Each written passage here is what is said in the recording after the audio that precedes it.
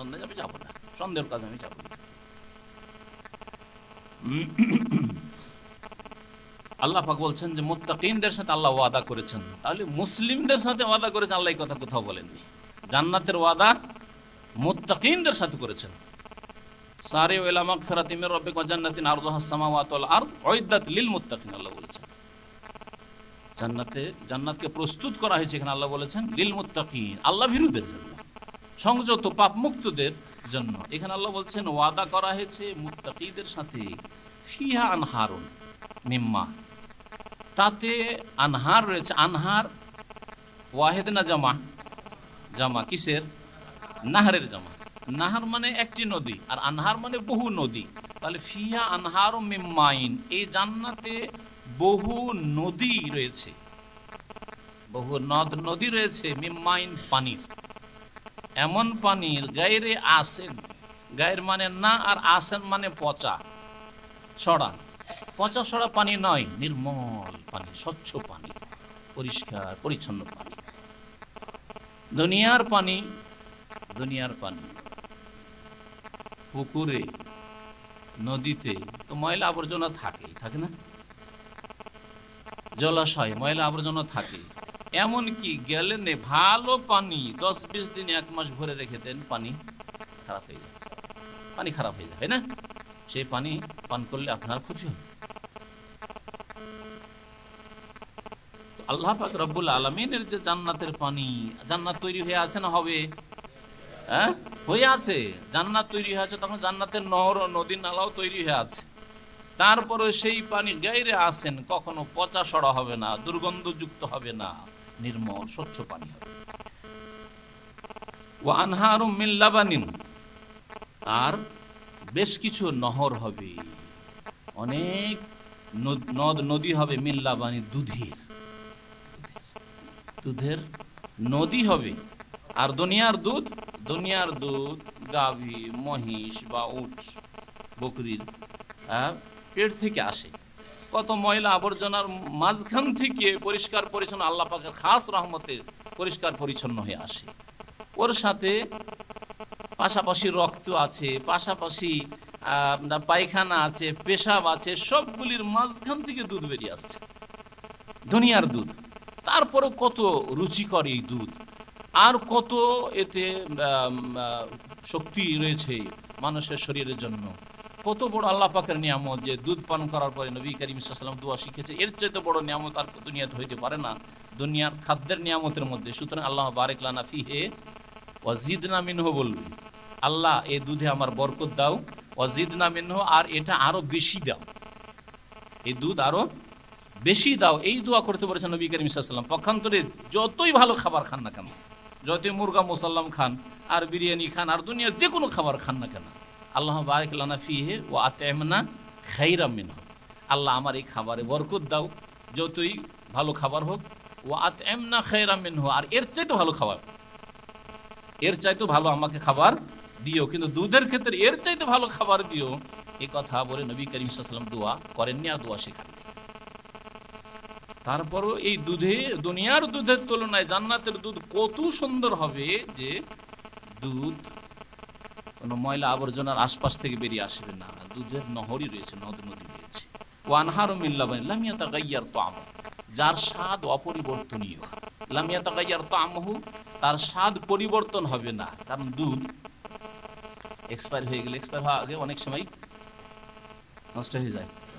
দই দেখেছেন, দই বা এই লাবানগুলি এখনো ডেট আছে, গরমে একটু রেখে দিয়েছেন, ফ্রিজের বাইরে গরমে রেখে দিয়েছেন, কেমন হয়ে গেছে?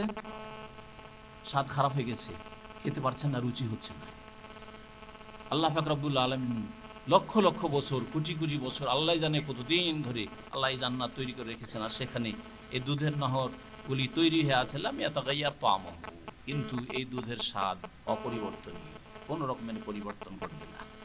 ওয়া আনহারুম মিন খামরিন, আর তৃতীয় নহর হবে কিসের? মদের নহর হবে, খামর, জান্নাতি মদ। দুনিয়ার মদ নাই, যেই মদ হারাম, দুনিয়ার মদ নয় যেই মদ খেলে মাতলামি করে, হুঁশ হারিয়ে দেয়, দুনিয়ার মদ নয়, যেই মদ উম্মুল খাবাইস, সমস্ত পাপের মূল জড়। সুতরাং এই মদ খেয়ে সমস্ত পাপ হইতে পারে, শিরক, কুফরি, মূর্তি পূজা, জেনা, ব্যভিচার, মা বোনের সাথে জেনা, যে কোনো পাপ হতে পারে, খুন, সব পাপ হইতে পারে। এই জন্য মদকে উম্মুল খাবাইস নবী করিম সাল্লাল্লাহু আলাইহি সাল্লাম হাদিসে বলেছেন। জান্নাতের মদ সম্পর্কে আল্লাহ কোরআনে কারীমের আরেকটি আয়াতে বলেছেন, লা ফিহা গাউলুন, তাতে মাথার ব্যথা হবে না। দুনিয়ার মদ খেয়ে মাথার ব্যথা, মাথা চক্কর দেওয়া, মাথা ঘোরা শুরু হয়, উল্টে পড়ছে, আচার খাচ্ছে, পড়ছে, উঠছে, পড়ছে, দেখেছেন? লা ফিহা গাউলুন, তাতে মাথার ব্যথা হবে না আর মাথাও ঘুরবে না। ওয়ালা হুম ইউনজিফুন, আর তাতে মাতলামিও করবে না, হুঁশ হারাও হবে না। এমন মদ হবে লাজ্জাতিল লিশারিবিন, পানকারীদের জন্য বড়ই সুস্বাদু হবে। ও আনহারুম মিন আসালিল মুসাফফা, আর চতুর্থ নহর হবে, অনেক নদ নদী হবে, নহর হবে, মিন আসালিন, এমন মধুর, মুসাফফা, যা পরিশোধিত। পরিশোধিত, সাফা ইউসাফা মানে সাফ সুতরা করা, সাফ ওখান থেকে আমরা সাফ বলি, মুসাফফা মানে পরিশোধিত। আল্লাহ পাক রব্বুল আলামিন এই চার প্রকারের বহু নহর তৈরি করে রেখেছেন জান্নাতীদের জন্য। ওয়ালাহুম ফিহা মিন কুল্লি সামারাত, শুধু পানীয় নেই, বরং সেখানে ফলমূলেরও অভাব নেই। ওয়ালাহুম ফিহা, আর জান্নাতীদের জন্য এই জান্নাতে মিন কুল্লি সামারাত, সর্বপ্রকারের ফলমূল রয়েছে। মিন কুল্লি সামারাত আল্লাহ বলেছে, সমস্ত রকমের ফলমূল রয়েছে। ওয়া মাগফিরাতুম মির রাব্বিহিম, এবং তাদের রবের পক্ষ থেকে মার্জনার ঘোষণা রয়েছে, মাফ করে দিলাম, আর এই ভয় নেই, আশঙ্কা নেই যে কোনোদিন বেরিয়ে যেতে হবে। আমরা এই প্রবাসে যতই ভালো কাজ করেন, আর যতই আপনি একবারে হিরো হন আপনার কোম্পানিতে, একদিন এখান থেকে এক্সিট লেগে যেতে হবে, এই টেনশন মাঝে মধ্যে রাত্রে ধরে, কি জানি কখন যে যেতে হয়, যতই বড় স্যালারি থাক না কেন। তারপরে দেশে চলে গিয়েও নিজের বাড়িতে ঘুমাইছেন, তারপরও মাঝে মধ্যে চিন্তা, এত সুন্দর বাড়ি করলাম, এত সুন্দর ছেলে মেয়ে, এত নিয়ামত, এত সুন্দর স্ত্রী, তার কখন যে মতের পরোয়ানা চলে আসি আর এই বাড়ি থেকে বেরিয়ে চলে যেতে হয়, এই টেনশন মাঝে মাঝে আসে, তাই না? জানি না কয়দিন যে থাকতে পাবো, বাড়ি তৈরি করলাম, বয়স হয়ে গেছে 50, আর বাঁচবই বা কয়দিন, মাঝে মধ্যেই চিন্তা আসে না?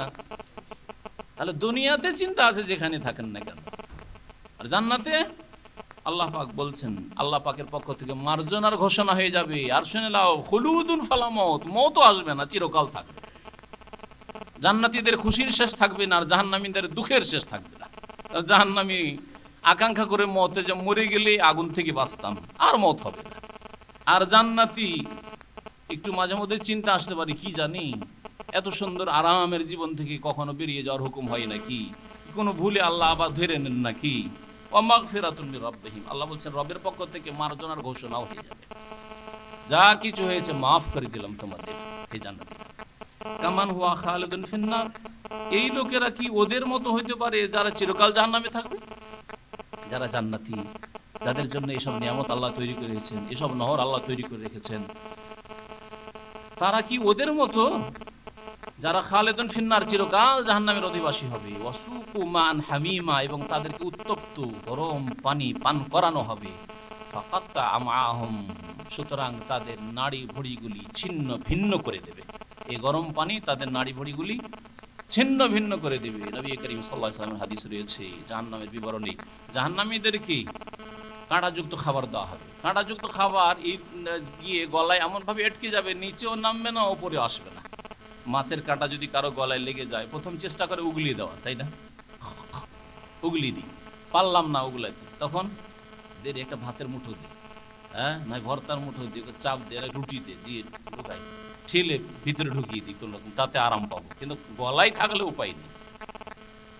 এই বুদ্ধি সেখানেও করবে যখন এই জাক্কুম আর দাড়ি, এসব কণ্টকযুক্ত খানা আটকে যাবে গিয়ে গলায়, তখন আল্লাহর কাছে বলবে, আল্লাহ দুনিয়াতে তো কাটা না হওয়ার জন্য আমরা পানি দিয়ে হোক আর খানা দিয়ে হোক ওরকম নামাইতাম, এখন কোনো নামাইয়ের ব্যবস্থা হোক। ফসুকু মান হামিমান, তখন গরম পানি দেওয়া হবে, যে পানি দিয়ে নামাও, পানি চাইবে, পানি দেওয়া হবে। পানি যেমনই যাবে, পেটে নাড়ি ভুঁড়ি যা কিছুর ছিল পাকস্থলী সব ছিন্ন ভিন্ন হয়ে গলে নেমে যাবে। সুবহানাল্লাহ। আল্লাহ পাক রব্বুল আলামিন কোরআনে কারীমে ইরশাদ করেছেন, ফাকাত্তা আমাহুম, তাদের নাড়ি ভুড়িগুলি সব ছিন্ন ভিন্ন হয়ে যাবে গরম পানি যখন পেটে যাবে। ওয়ামিনহুম মান ইয়াস্তামিউ ইলাইক, এখান থেকে কিছু মুনাফিকদের কথা আল্লাহ উল্লেখ করেছেন। কিছু মুনাফিকরা নবী করিম সাল্লাল্লাহু আলাইহি সাল্লামের দরবারে বসতো, আলোচনায় বসতো, শুনতো। ওয়ামিনহুম, আল্লাহ বলছেন তাদের কিছু লোকেরা রয়েছে, মানে মুনাফিকদের কিছু লোকেরা রয়েছে, মান ইয়াস্তামিউ ইলাইক, হে নবী তোমার কথা শোনে, মানে তোমার মজলিসে বসে। হাত্তা ইযা খারাজু মিন ইনদা, কিন্তু মনোযোগ দিয়ে শুনে না। দেখেন, যারা আসলে কিছু শিখতে চায় না তারা সময় কাটায়, শুধু মনোযোগ দিয়ে শুনে না। হয়তো কোনো সাথী সঙ্গীর পাল্লায় এসে পৌঁছে গেছে, আসতো না, আসলে ও আসতে চায় না। যেমন আমাদের আলোচনাগুলিতে বিদাতপন্থী মগজে বিদাত ঢুকিয়ে ওখানে পাকা রেখে আর নিজের ব্রেনের এই যে গিয়ার আছে গিয়ারে দিয়ে রেখে নিউট্রাল না করে বসছেন। আমি আমার তরিকায় থাকবো, তরিকা ছাড়বো না। আমি যেই তরিকা আছি সেই তরিকায় থাকবো, যে পীরের তরিকা সেই পীরের তরিকায় থাকবো, এই তরিকা নিয়ে এসে বসে আছে। সাথী সঙ্গীর জন্য আসুক, আর চক্ষু লজ্জে আসুক, অথবা দুটো দানার জন্য আসুক, যে কোনো গরজে আসুক না কেন, এসছে। এইরকম কিছু মুনাফিকরা ছিল, তাদের চরিত্র আল্লাহ বলছেন। মনোযোগ দিয়ে যেহেতু শুনতো না, তারপরে মজলিস বরখাস্ত হওয়ার পরে যখন বেরিয়ে যেত, তারপরে কিছুই যেহেতু শুনেননি, এক কান দিয়ে শুনেছে আর এক কান দিয়ে বের করে ফেলেছে। ওই সাথী সঙ্গী যারা সাহাবাইকার মুখলেস সাহাবা, আবু বকর, ওমর, আরো সাহাবাইকার, আমরা যারা খুলুসিয়াতের সাথে আন্তরিকতার সাথে দিনের কথা শুনতো, শিখতো, তাদেরকে জিজ্ঞাসা করতো, আরে তোমাদের সাথে কি বললো গো, একটু আগে কি বললো মুহাম্মদ সাল্লাল্লাহু আলাইহি ওয়াসাল্লাম। আল্লাহ পাক তাদের কথা এখানে উল্লেখ করেছেন। এই চরিত্র যে আপনি অন্তর খুলে কোনো কথা শুনবেন না, এটা মুনাফিকি চরিত্র। পক্ষান্তরে অন্তর খুলে নিরপেক্ষ দৃষ্টিভঙ্গি নিয়ে আপনি শুনুন, আর শোনার পরে বিচার করুন। চাপিয়ে দেওয়া হয় না আপনার উপর, এটাই নিতে হবে না, কিন্তু আপনি বিচার করুন, হককে সন্ধান করুন, যাচাই করুন, এটা হচ্ছে আপনার দায়িত্ব।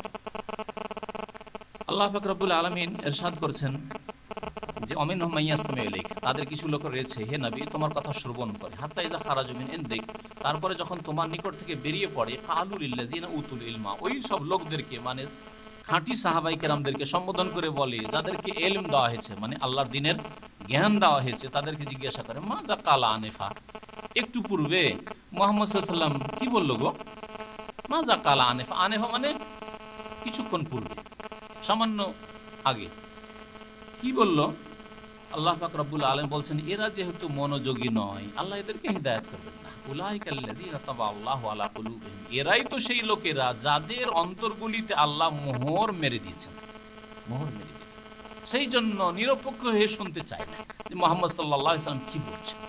এইরকমই কিয়ামত পর্যন্ত যে কোনো কোরআন সুন্নাহর মজলিসে অন্তর খুলে বসতে হবে, নিরপেক্ষ দৃষ্টি নিয়ে বসতে হবে, যাচাই বাছাই করব, হকের সন্তান আছে আমার, ইহদিনাস সিরাতাল মুস্তাকিম, অন্তর থেকেও বলছি, কাজেও বলছি, মুখেও বলছি, আর তার সন্ধান চালাচ্ছে। আল্লাহ সোজা রাস্তা দেখাও। এমন নয় যে যেটা বাপদাদা থেকে পেয়েছি সেটাই সিরাতাল মুস্তাকিম, না, হইতে পারে সেটা সিরাতাল মুস্তাকিম নয়, সেটা বাঁকা রাস্তা, যে বাঁকা রাস্তায় আপনি আছেন। সুতরাং আপনাকে সন্ধান করতে হবে। আল্লাহ পাক রব্বুল আলামিন যারা জ্ঞানী তাদের একটি গুণ উল্লেখ করেছেন, আল্লাযীনা ইয়াসতামিউনাল কাওলা, শুনে তার মনোযোগ দিয়ে শুনবেন, অমনোযোগী নয়। ফায়াত্তাবিউনা আহসানা, তারপরে যেটা ভালো কথা লাগে যে এটাই আল্লাহর কথা হবে, এটাই রাসূলের কথা হবে, ফায়াত্তাবিউনা আহসানা, তাকে ফলো করে, তার অনুসরণ করে। তার আপনি নেবেন কোনটা? যেটা আল্লাহর কথা আর তার রাসূল সাল্লাল্লাহু আলাইহি সাল্লামের কথা। পক্ষান্তরে মুনাফিকের চরিত্র হচ্ছে এরকম, যে মনোযোগ দিয়ে শুনে অমনোযোগী, আর তারপরে হয়তো রহস্যের ছলে হোক অথবা কোনো কথা জানার এতে, যে কি বললো, একটা কথা শুনেই দেখি কি বললো তোমাদের সাথী, এইরকম কথা তারা বলতো। উলাইকাল্লাযীনা তাবাআল্লাহু আলা কুলুবিহিম, তাদের অন্তরে আল্লাহ মোহর লাগিয়ে দিয়েছেন। ওয়াত্তাবাউ আহওয়াআহুম, তারা তাদের কুপ্রবৃত্তির অনুসারী হয়েছে। ওয়াল্লাযীনা ইহতাদাউ, পক্ষান্তরে যারা হিদায়াত প্রাপ্ত, সঠিক পথ ধরেছে, যাদাহুম হুদান, আল্লাহ তাদের হিদায়াতের পথকে আরো বৃদ্ধি করে দেন, হিদায়াতের রাস্তায় তাদেরকে আরো বৃদ্ধি করে দেন, অর্থাৎ তাদেরকে আল্লাহ আরো অধিক হিদায়াত দান করেন, ভালো রাস্তা দান করেন এবং ভালো পথে প্রতিষ্ঠিত রাখেন। হিদায়াত তো পেয়ে গেছে, হিদায়াত পাওয়ার পরে আবার কোথায় হিদায়াত খুঁজবে? তো যাদাহুম হুদান মানে হচ্ছে ওই হিদায়াতের পথের উপর আরো আল্লাহ শক্তভাবে প্রতিষ্ঠিত রাখেন, এ হচ্ছে যাদাহুম হুদানের অর্থ। ওয়া আতাহুম তাকওয়াহুম, এবং আল্লাহ পাক তাদেরকে আল্লাহ ভীরুতা প্রদান করেন, তাকওয়া প্রদান করেন। ফাহাল ইয়ানজুরুনা ইল্লা সাআ, মানব জাতিকে কিয়ামতের প্রতীক্ষায় রয়েছে। ইয়ানজুরুনা মানে ইয়ানতাজিরুন, নাজার ইয়ানজুরের দুটি অর্থ হয়। নাজার ইয়ানজুর মানে চোখ দিয়ে দেখা, চোখ দিয়ে দেখা। আর নাজারে আনজর মানে ইন্তজার করা, অপেক্ষা করা। কারণ যে অপেক্ষা করে সে কিন্তু তাকায়, আর তাকাতে তাকায় চোখ তাতিয়ে যায়। হ্যাঁ, যদি কোনো মানুষের অপেক্ষা করেন, এই দিক থেকে আসবে, এই দিক থেকে দেখতে দেখতে মন মেজাজ খারাপ হয়ে যায়, কত এদিকে দেখে থাকবে, তাই না? মানুষের স্বভাব হচ্ছে ফ্রিভাবে এদিক ওদিক দেখা, কিন্তু কারো ইন্তজারে যদি এই বসেই থাকে আর বসে থাকেন, কখন যাচ্ছে কখন যাচ্ছে, মন মেজাজ খারাপ হয়ে যায়, তাই না? তাতে নজর দিয়ে থাকতে হয়। এই জন্য ইয়ানজুরুনা মানে ইন্তজারের অর্থ, এখানে ইন্তজার অপেক্ষার অর্থে রয়েছে এই ইয়ানজুরুনা। আল্লাহ বলছে ফাহাল ইয়ানজুরুনা ইল্লা সাহ, তারা অপেক্ষা করে না একমাত্র কিয়ামত ছাড়া, মানে কিয়ামতেরই তারা অপেক্ষায় রয়েছে। আনতা আতিয়াহুম বাগতাতান, যে কিয়ামত তাদের কাছে আকস্মিকভাবে এসে যাবে। বাগতাতান মানে হঠাৎ করে এসে যাওয়া, আরবি বাগতা মানে হচ্ছে হঠাৎ করে আসা, যার আরেকটি আরবি হচ্ছে ফাজআ। ফাজআ আকস্মিক, ফাজআতুল মউত মানে আকস্মিক। তো তাদের অপেক্ষা হচ্ছে কিসের? যারা সংশোধন করে না, কিসের অপেক্ষায় রয়েছে? মওতের অপেক্ষায় রয়েছে, আর পৃথিবী ধ্বংসের অপেক্ষায় রয়েছে, কারণ তারপরে তাদের বিচার হবে। তার আগে তার বিচার হচ্ছে না দুনিয়াতে। দুনিয়াতে তো আমোদ ফুর্তি করতে করতে চলে গেল, আল্লাহ হয়তো ধরলই না, ছেড়েই দিল, আল্লাহ অবসর দিল। সুতরাং তারা হয়তো অপেক্ষা করছে কিসের? একমাত্র কিয়ামতের, যা আকস্মিকভাবে তাদের কাছে এসে পড়বে। ফাকাদ যা আশরাতুহা, শুনে রাখো যে কিয়ামতের লক্ষণগুলি তো চলে এসছে। আল্লাহ পাক বলছেন যে কিয়ামত যদিও আসেনি, কিন্তু কিয়ামতের আশরাত মানে আলামাত, আশরাত মানে আলামত, কিয়ামতের আলামতগুলি, লক্ষণগুলি বা নিদর্শনগুলি তো চলে এসছে। কিয়ামতের ছোট ছোট নিদর্শন চলে এসছে, আর বড় নিদর্শন এখনো আসেনি, কিন্তু খুব শীঘ্রই আসবে। আর আসলেই নবী করিম সাল্লাল্লাহু আলাইহি ওয়াসাল্লাম বলেছেন যে বড় যে আল্লাহ পাকের কিয়ামতের নিদর্শনগুলি আছে, লক্ষণগুলি, সেগুলি আসতে লাগলে তার উদাহরণটা কেমন হবে? তসবির দানার মতো। তসবির দানা যে জড়ানো রয়েছে সুতায়, সুতা ছিঁড়ে গেলে দর করে তাড়াতাড়ি সবগুলি সেকেন্ডের মধ্যে সবগুলি দানা পড়ে যায়। ওই রকমই যে কয়েকটি বড় বড় নিদর্শন রয়েছে কিয়ামতের, সেগুলি কি? যেমন দাজ্জাল বের হওয়া, ইয়াজুজ মাজুজ আসা, ঈসা আলাইহিস সালামের নেমে আসা, ইমাম মেহেদির আসা, আর পশ্চিম দিকে সূর্য ওঠা, হ্যাঁ, তারপরে বিশাল আকারের ভূমিকম্প হওয়া, খাসফুন বিল মাশরিকি খাসফুন বিল মাগরিব, আগুন বেরিয়ে আসা, জন্তু কথা বলবে, জন্তু মানুষের সাথে কথা বলবে। কোরআনে কারীমে আল্লাহ পাক এই বিষয়টি উল্লেখ করেছেন। হ্যাঁ, এগুলো হচ্ছে এগুলো ছোট লক্ষণ। বড় লক্ষণগুলি কয়েকটি, 7-8টি যে রয়েছে, এগুলি হচ্ছে বড় লক্ষণ। হ্যাঁ, আলামাতে কুবরা, বড় বড় লক্ষণ। আর যাকাত দেওয়ার মতো লোক থাকবে না, এটা হয়ে গেছে, অনেক আগে হয়ে গেছে, আর এই কালেও ছিল। বেশ কিছুদিন আগে, আজকে থেকে 25-30 বছর আগে শুনতাম কুয়েতে যে কোনো গরিব লোক পাওয়া যেত না যাকাত দেওয়ার।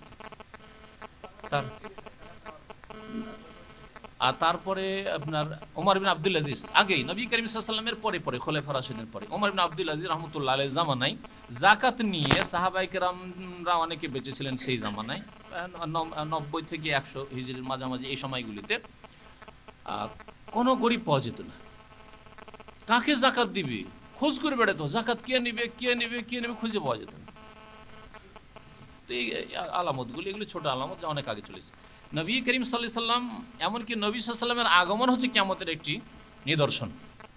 নবী সাল্লাল্লাহু আলাইহি সাল্লাম একটি হাদিসে বলেছেন, সহিহ বুখারীর হাদিস, বয়স্তু আনা ওয়া সাকা হাতাইন, আমাকে এবং কিয়ামতকে পাঠানো হয়েছে এইভাবে। এই দুটি আঙ্গুল দিয়ে ইশারা করে দেখালেন, এইভাবে, মানে এই দুটো আঙ্গুলে যে ব্যবধান আছে সামান্য, এই এতটুকু ব্যবধান আমার মাঝে আর কিয়ামতের মাঝে রয়েছে। তার মধ্যে 1400 বছর চলে গেছে, তার কত চান? খুব বেশি তো 50, না হয় 100, না হয় 200। আমার মনে হয় না যে এর বেশি দিন যাবে আর কিয়ামত চলে আসবে। তো নবী করিম সাল্লাল্লাহু আলাইহি ওয়াসাল্লামের আগমন হচ্ছে কিয়ামতের একটি লক্ষণ। ফাকাত যা আশরা, তো আল্লাহ বলছেন কিয়ামতের লক্ষণ চলে এসেছে। তার একটি হচ্ছে শেষ নবী চলে, আর কোনো নবী আসবে না, শেষ নবী চলে এসেছেন। ফাআন্না লাহুম ইযা জাআতুহুম যিকরাহুম, ফাআন্না লাহুম যিকরাহুম আসলে ছিল, তাদের উপদেশ কেমন করেই বা কাজে আসবে। ইযা জাআতুহুম, যখন কিয়ামত চলে আসবে। তাহলে কিয়ামত চলে আসলে আর উপদেশ নিয়ে কাজ হবে, তওবা করে কাজ হবে? কাজ হবে না। কারণ কিয়ামত যেই দিন চলে আসবে, পশ্চিম দিক থেকে সূর্য উঠে যাবে, তওবার দরজা বন্ধ হয়ে যাবে, তখন আর উপদেশ নিয়ে হাই কি করলাম তওবা করি কোনো কাজে আসবে না। মসজিদের দিকে দৌড় দিলেন, কোনো কাজে আসবে না। লা ইলাহা ইল্লাল্লাহ পড়লেন, কোনো কাজে আসবেন না। আস্তাগফিরুল্লাহ, আল্লাহ তুমি মাফ করো, কোনো কাজে আসবে না। আল্লাহ পাক তাই বলছেন, ফাআন্না লাহুম, কি হবে তাদের, যিকরাহুম, তাদের কি করে উপদেশ হবে বা উপদেশ কাজে আসবে, ইযা জাআতুহুম, যখন তাদের কাছে কিয়ামত এসে যাবে। আল্লাহ পাক তারপরে নবী করিম সাল্লাল্লাহু আলাইহি ওয়াসাল্লামকে সম্বোধন করেছেন, ফাআলাম, হে নবী তুমি ভালো করে জেনে রাখো। নবী সাল্লাল্লাহু জানেন, তারপরে এই জেনে রাখাকে কন্টিনিউ করতে হবে। এই জানা ভালো করে জানতে হবে, কারণ জানা সব রকম জানা আছে। যারা বেনামাজি তারাও জানে যে নামাজ ফরজ, পড়ে না নামাজ, এই জানা এক জানা। আর এক নামাজি আছে, নামাজ ফরজ জানে, নামাজ পড়েও কিন্তু জামাত ছাড়ে, সেও নামাজি, সেও জানে। আর এক নামাজি আছে, জানে আর এক ওয়াক্ত জামাত ছাড়ে না, বরং প্রথম কাতার ছাড়ে না, প্রথম কাতার ছাড়ে না। সাইয়্যিদ ইবনে মুসাইয়্যিব রাহমাতুল্লাহ আলাইহি প্রখ্যাত তাবেঈ, এবং তাবেঈদের মধ্যে তাকে বলা হয় সবচেয়ে বড় তাবেঈ, বলা হচ্ছে সাইয়্যিদুত তাবেঈন রাহমাতুল্লাহি আলাইহি ওয়া রাদিয়াল্লাহু আনহু। তিনি জীবনে কারো পিঠ দেখেননি নামাজ, মসজিদে জীবনে কারো পিঠ দেখেননি, পেছন দিক দেখেননি। তার মানে সারা জীবন আগের কাতারে নামাজ পড়েছেন, সারা জীবন আগের কাতারে নামাজ পড়েছেন। আজকালকার পীর ভণ্ডদের মতো নয় যে একটা গদ্দি রাখা আছে, কেউ বসবে না, পরে আসলো গিয়েও পীর সাহেব গিয়ে সামনের কাতারে গিয়ে গদ্দি বসবে না, এরকম নাই। কথা বুঝতে পেরেছেন? দেখেছেন এরকম পীরদের? বিদাতি মসজিদগুলোতে এরকম খাস খাস জায়গা তৈরি করা আছে, ওখানে অমুক হুজুর সাহেব বসবেন এসে, ও জায়গা আগে থেকে রিজার্ভ করা আছে। অথবা তাদের খাদেমরা তাদের সাথে বকচা বকছি, হ্যাঁ গদ্দি একটা নিয়ে বেড়াচ্ছে, যেমনই পীর সাহেব আসলো বিছিয়ে দিল, আমি নিজের চোখে দেখেছি, নিয়ে এসে বিছিয়ে দিল, তারপরে ওই সাহেব বসবে ওখানে। না, এটা সাহাবাই কেরামদের তাবেঈনদের জামানায় ছিল না, এই ভণ্ডামি ছিল না। যে যখন আসবে আগে জায়গা নেবে। সাইয়্যিদ ইবনে মুসাইয়্যিব রাহমাতুল্লাহ আলাইহি কোনোদিন কারো পেছন দিকে দেখেননি নামাজে। আর তারা হচ্ছে আমাদের আদর্শ সাহাবাই কেরামদের পরে। কোথায় আমরা মসজিদ অধিকাংশ সময় মসবুক, অধিকাংশ সময় জামাত ছুটে, অধিকাংশ সময় জামাতের পেছন খান পান, জামাতের তাকবীরে তাহরিমা করতে পারেন না। আল্লাহ পাক যেন আমাদের সংশোধন করার তৌফিক দান করেন, তওবা কবুল করেন। তো আল্লাহ পাকের সাথে ফাআলাম আন্নাহু লা ইলাহা ইল্লাল্লাহ, হে নবী ভালো করে জেনে রাখো, আন্নাহু লা ইলাহা ইল্লাল্লাহ, যে আল্লাহ ছাড়া কেউ সত্য মাবুদ নেই। লা ইলাহা ইল্লাল্লাহ, কালিমা লা ইলাহা ইল্লাল্লাহ কোরআনে কারীমের আয়াতে রয়েছে, আল্লাহ ছাড়া কেউ বারহাক মাবুদ নেই। ওয়াস্তাগফির লিযামবিকা, আর তোমার ভুল ত্রুটির জন্য তুমি আল্লাহর কাছে মার্জনা কামনা করো। নবী করিম সাল্লাল্লাহু আলাইহি ওয়াসাল্লামের ভুল ত্রুটি এ সম্পর্কে একদিন বলা হয়েছিল যে উত্তমের খেলাফ শরীয়ত বয়ান করতে গিয়ে নবী সাল্লাল্লাহু আলাইহি ওয়াসাল্লাম কখনো কখনো করেছেন উত্তমের খেলাফ কাজ। হ্যাঁ, উত্তমের খেলাফ কাজ, অনুত্তম কাজ এই ক্ষেত্রে।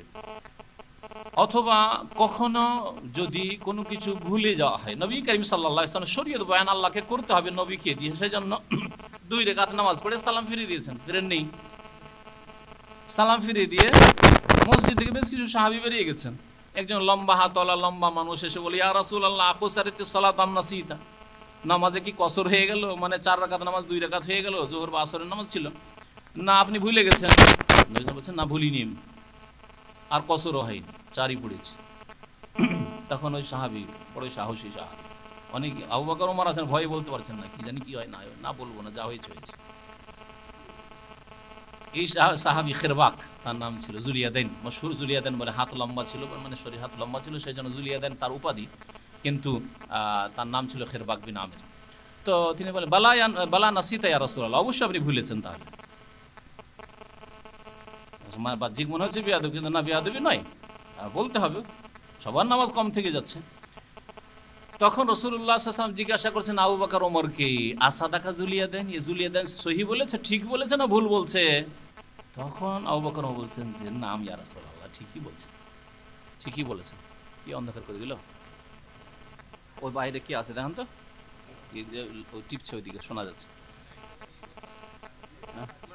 হ্যাঁ, আচ্ছা আচ্ছা, দেখেন দেখেন, ঠিক করেন না গোলমা।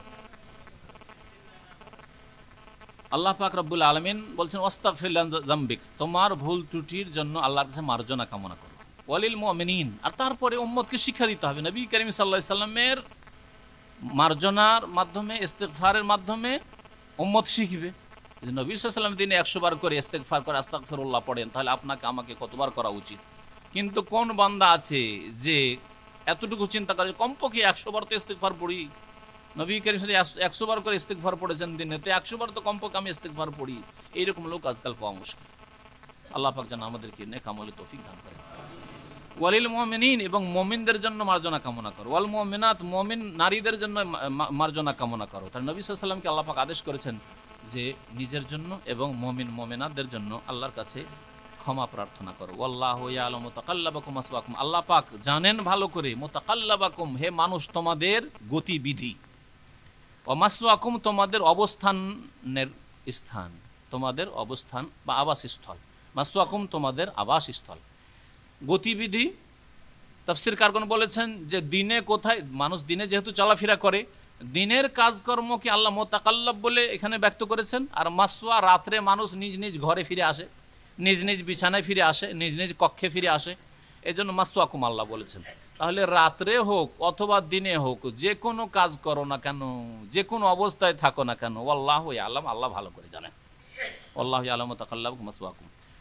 আল্লাহ পাক তারপর ইরশাদ করছেন দুর্বল কিছু মুসলিমদের কথা আর মুনাফিকদের কথা। ওয়াকুলুল লাযিনা আমানু, মুমিনরা বলে থাকে লাউলা নুজিলাত সূরাতুন, একটি সূরা কেন নাযিল হয় না।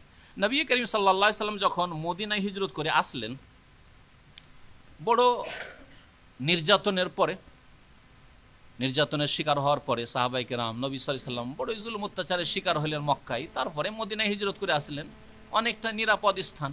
এখানে আসার পরে অনেক ভালো মুমিন মুসলিমরা বলতো যে এখানে তো একটা সুযোগ পেয়েছি, এখন আল্লাহ যদি জিহাদের হুকুম দিয়ে দিত তাহলে এই কুরাইশ কাফেরদেরকে দেখে নিতাম, এদের সাথে লড়াই করতাম, এদের ভালো করে শিক্ষা দিতাম।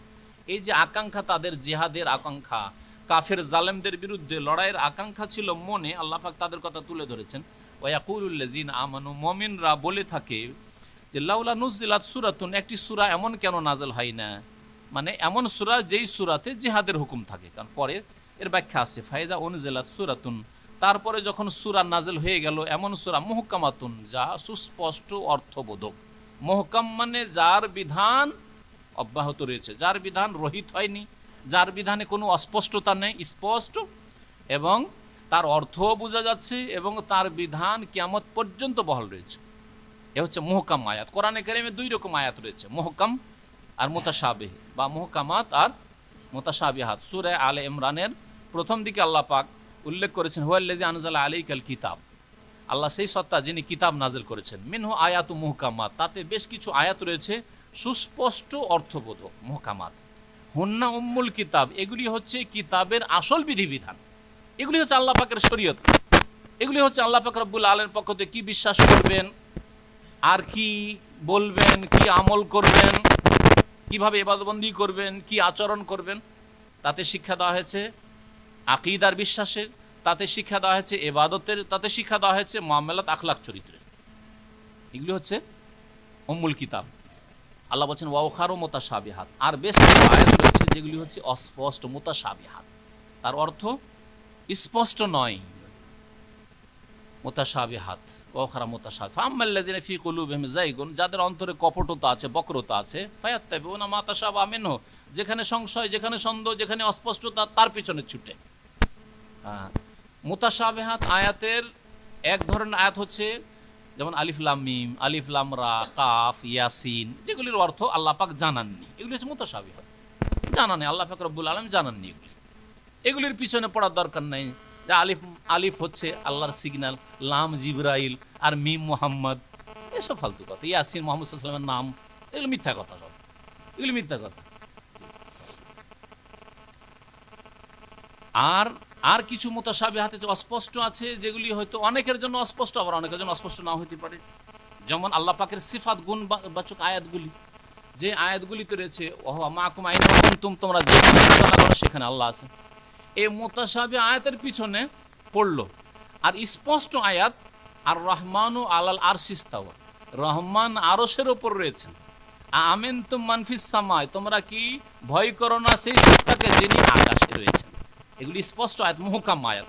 মুহকাম আয়াত হচ্ছে উম্মুল কিতাব। এগুলি মানলো না যে আল্লাহ আরশের উপর রয়েছেন, আল্লাহ সৃষ্টির ঊর্ধ্বে রয়েছেন, আল্লাহ পাক আসমানের উপরে রয়েছেন, সবকিছুর উপরে আল্লাহ রয়েছেন, এ কথা বিশ্বাস করলো না। আর আল্লাহ সর্বত্র বিরাজমান, সবকিছুতে বিরাজমান, এই গুমরাহিতে পড়ে গেল যেগুলি হচ্ছে মুতাশাবিহাত। বুঝতে পেরেছেন এবারে যে মুতাশাবিহাত কোনগুলি আর মুহকাম কোনগুলি? আল্লাহ বলছেন যাদের অন্তর বাঁকা, ফাআম্মাল্লাযিনা ফি কুলুবিহিম যায়গুন ফায়াত্তাবিউনা মা তাশাবাহা মিনহু, তারা অস্পষ্টগুলির পিছনে ছুটবে, আর স্পষ্ট রহমান যে আরশের উপর সুম্মাস্তাওয়া আলাল আরশ, ওগুলোকে ছেড়ে দেবে।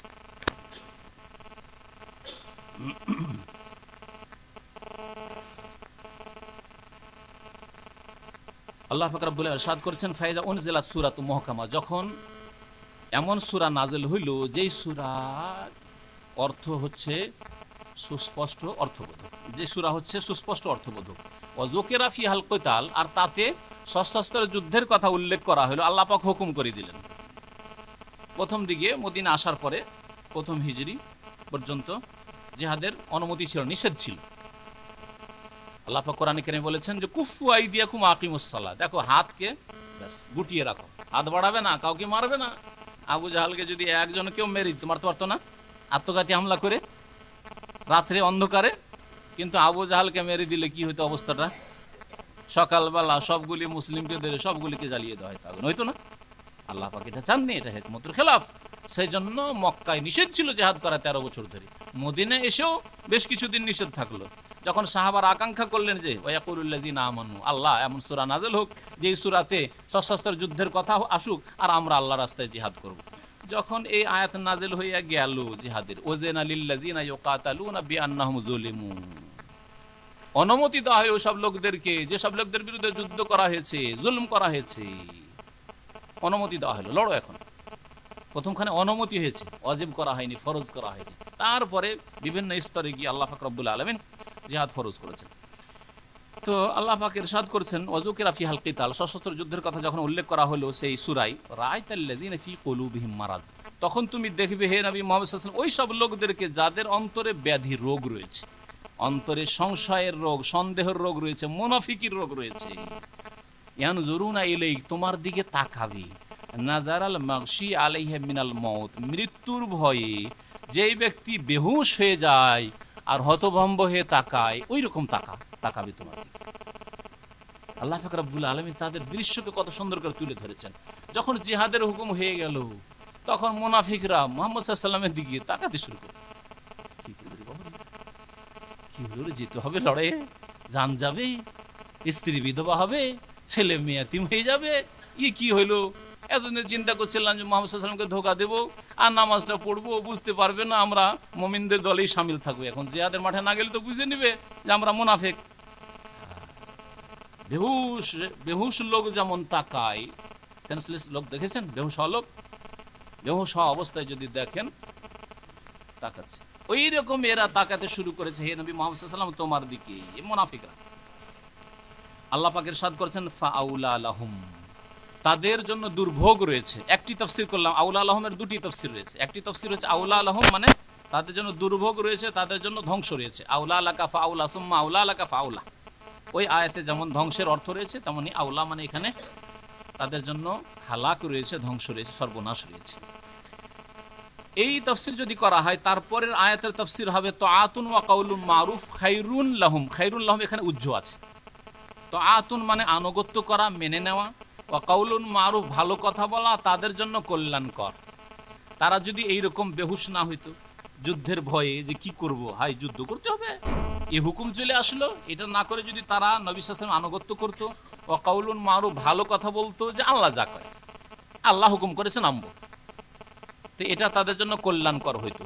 তাহলে তাআতুন ওয়া কাউলুন মারুফ এটা মুবতাদা, আতফ হয়ে আর তারপরে খবর হচ্ছে খায়রুল লাহুম, যা উজ্জ্ব রয়েছে। এটি একটি তাফসীর। আর দ্বিতীয় তাফসীর হচ্ছে ফাআউলা লাহুমের সম্পর্ক আগের অংশের সাথে নেই। ফাআউলা লাহুমের সম্পর্ক হচ্ছে পরের আয়াত 21 নম্বরের আয়াতের সাথে সম্পর্ক। ফাআউলা লাহুম তাআতুন ওয়া কাউলুন মারুফ। আর আউলা মানে শ্রেয়। আউলার আরেকটি অর্থ হচ্ছে, আরবি ভাষা আউলা বলে উত্তম কাজকে, শ্রেয় কাজকে, এই কাজটি শ্রেয় উত্তম, এটা হচ্ছে আউলা। হাজা আউলা লাকা মানে আফজাল লাকা, তোমার জন্য আফজাল। তাহলে অর্থ কি হবে? ফাআউলা লাহুম তাআতুন ওয়া কাউলুন মারুফ, তাদের জন্য বেটার ছিল, তাদের জন্য উত্তম ছিল তাআতুন আনুগত্য করা, ওয়া কাউলুন মারুফ আর ভালো কথা বলা, এই অর্থ হয়ে যাবে। আল্লাহু আলাম, দুটি তাফসীর নিতে পারেন, অর্থে কোনো অসুবিধা নেই। ফাইজা আজামাল আমরু, সুতরাং যখন যুদ্ধের সিদ্ধান্ত হয়ে যাবে, ফাইজা আজামাল আমর, আমর মানে কাজ, আমর মানে আদেশ, আর আমর মানে কাজ হয়। আমরের জমা যখন অমুর হবে তখন কাজের অর্থ ওয়াইল আল্লাহি তুরজাউল অমুর, সমস্ত কাজ আল্লাহর কাছেই ফিরে যায়, অমুর। আর আমরের বহুবচন যখন আওয়ামের হবে তখন নির্দেশ বা আদেশ সমূহের অর্থ হবে। আমর মানে আদেশ, আর আওয়ামের মানে অনেকগুলি আদেশ। তো এখানে ফায়জা আজামা, আজামা মানে পাকা পোক্তা হয়ে যাওয়া, নিশ্চিত হয়ে যাওয়া। তাহলে ফায়জা আজামাল আমর মানে বললাম যখন আমরুল জিহাদ, এখানে আছে যখন জিহাদের সিদ্ধান্ত পাকা হয়ে যাবে। নবী সাল্লাল্লাহু আলাইহি ওয়াসাল্লামের পক্ষ থেকে, আল্লাহর পক্ষ থেকে জিহাদের সিদ্ধান্ত পাকা হয়ে গেছে, এখন রণক্ষেত্রে নামতে হবে, বদরে যেতে হবে, ওহুদে যেতে হবে, খন্দকে যেতে হবে, আল্লাহর হুকুম হয়ে গেছে। ফায়জা আজামাল আমর, যখন আল্লাহর এই হুকুম হয়ে যাবে, মুনাফিক এখন পিছনে থাকিও না, অন্তরকে সাফ করো। দুর্বল মুসলিমরা দুর্বল হইও না। আল্লাহ যদি মত রাখে, বাড়ির কোনা স্ত্রীর যদি কোলেও বসে থাকো তবু মত চলে আসবে। আর যদি আল্লাহ মত না রাখে, যুদ্ধের ময়দান থেকে শত শতবার ফিরে আসবে খালিদ বিন ওয়ালিদের মতো, কিন্তু রণক্ষেত্রে মত আসবে না। আল্লাহ দেখিয়ে দিয়েছেন না, দেখাননি? দেখিয়ে দিয়েছে। আওয়াজ কিন্তু দুর্বল মনে হচ্ছে, আওয়াজই নেই, কিন্তু ওই এতে আমার আওয়াজ চলছে, রেকর্ড হচ্ছে। মুসিবত। আল্লাহুম্মা ইন্না আলা যিকরিকা ওয়া শুকরিকা ওয়া হুসনি ইবাদাত। বিল্ডিং বড় কিন্তু ত্রুটিযুক্ত, মানুষের কাজ হচ্ছে ত্রুটিযুক্ত। আল্লাহ পাক বলছেন ফালাউ সাদাকুল্লাহ, যখন যুদ্ধের সিদ্ধান্ত হয়ে গেল আল্লাহর পক্ষ থেকে, রাসূলের পক্ষ থেকে সাল্লাল্লাহু আলাইহি ওয়াসাল্লাম, ফাইজা আযামাল আমরু ফালাউ সাদাকুল্লাহ, এখন যদি আল্লাহকে তারা সত্য করে দেখায়, তাদের ঈমানকে সত্য করে প্রমাণ করে যে আমরা সত্যিকার অর্থে মুমিন হয়েছি, তাদের আমলকে সত্যিকার অর্থে দেখায় আল্লাহকে, ফালাউ সাদাকুল্লাহ, যদি আল্লাহর সাথে তারা সততা দেখায়, লাকানা খাইরাল লাহুম, তাহলে তাই তাদের জন্য তাই ছিল কল্যাণকর। ফাহাল আসাইতুম ইন তাওয়াল্লাইতু আন তুফসিদু ফিল আরদি ওয়া তুকাত্তিউ আরহামাকুম, ফাহাল আসাইতুম মানে সম্ভবত, মনে হচ্ছে, এসব অর্থ করতে হবে। ফাহাল আসাইতুম মানে সম্ভাবনা রয়েছে বা মনে হচ্ছে, ইন তাওয়াল্লাইতুম আন তুফসিদু ফিল আরদি, ইন তাওয়াল্লাইতুমের দুটি তাফসীর। একটি তাফসীর তাওয়াল্লা মানে নেতৃত্ব পাওয়া, কোন কোন অনুবাদে দেখবেন ইন তাওয়াল্লাইতু, তোমরা যদি নেতৃত্ব পেয়ে যাও, কারণ নেতা হওয়া অধিকাংশ ক্ষেত্রেই গুমরাহির কারণ। যে লোকগুলি পথভ্রষ্ট হয়েছে তারা যদি নেতা না হতে পারতো, সাধারণ থাকতো, তাহলে গুমরাহ পথভ্রষ্ট হইতো না, এত ভোগ বিলাস করতো না, এত হারাম করতো না, এত জেনা ব্যভিচারে লিপ্ত হইতো না, শারাব মদে লিপ্ত হইতো না, বুঝতে পেরেছেন? মানুষের উপর জুলুম অত্যাচার করতো না, জনসাধারণ যেমন ভাবে মুসলিম জীবন যাপন করে তেমনই জীবন যাপন করত। আল্লাহ পাক রব্বুল আলামিন তাহলে নেতৃত্বের অনিষ্ট, নেতৃত্ব তার কথা এখানে উল্লেখ করেছেন ইন তাওয়াল্লাইতুমের অর্থে। আর তাওয়াল্লা ইয়াতাওয়াল্লা মানে আরেকটি অর্থ হচ্ছে ফিরে যাওয়া, ফিরে যাওয়া, প্রত্যাবর্তন করা, মুখ ফিরিয়ে না, ইসলামের দিকে মুখ না করে উল্টো দিকে মুখ করলেন, নামাজের দিকে মুখ না করে মুখ করলেন, নেকির দিকে মুখ না করে পাপের দিকে মুখ করলেন, এটা হচ্ছে ফিরে যাওয়া।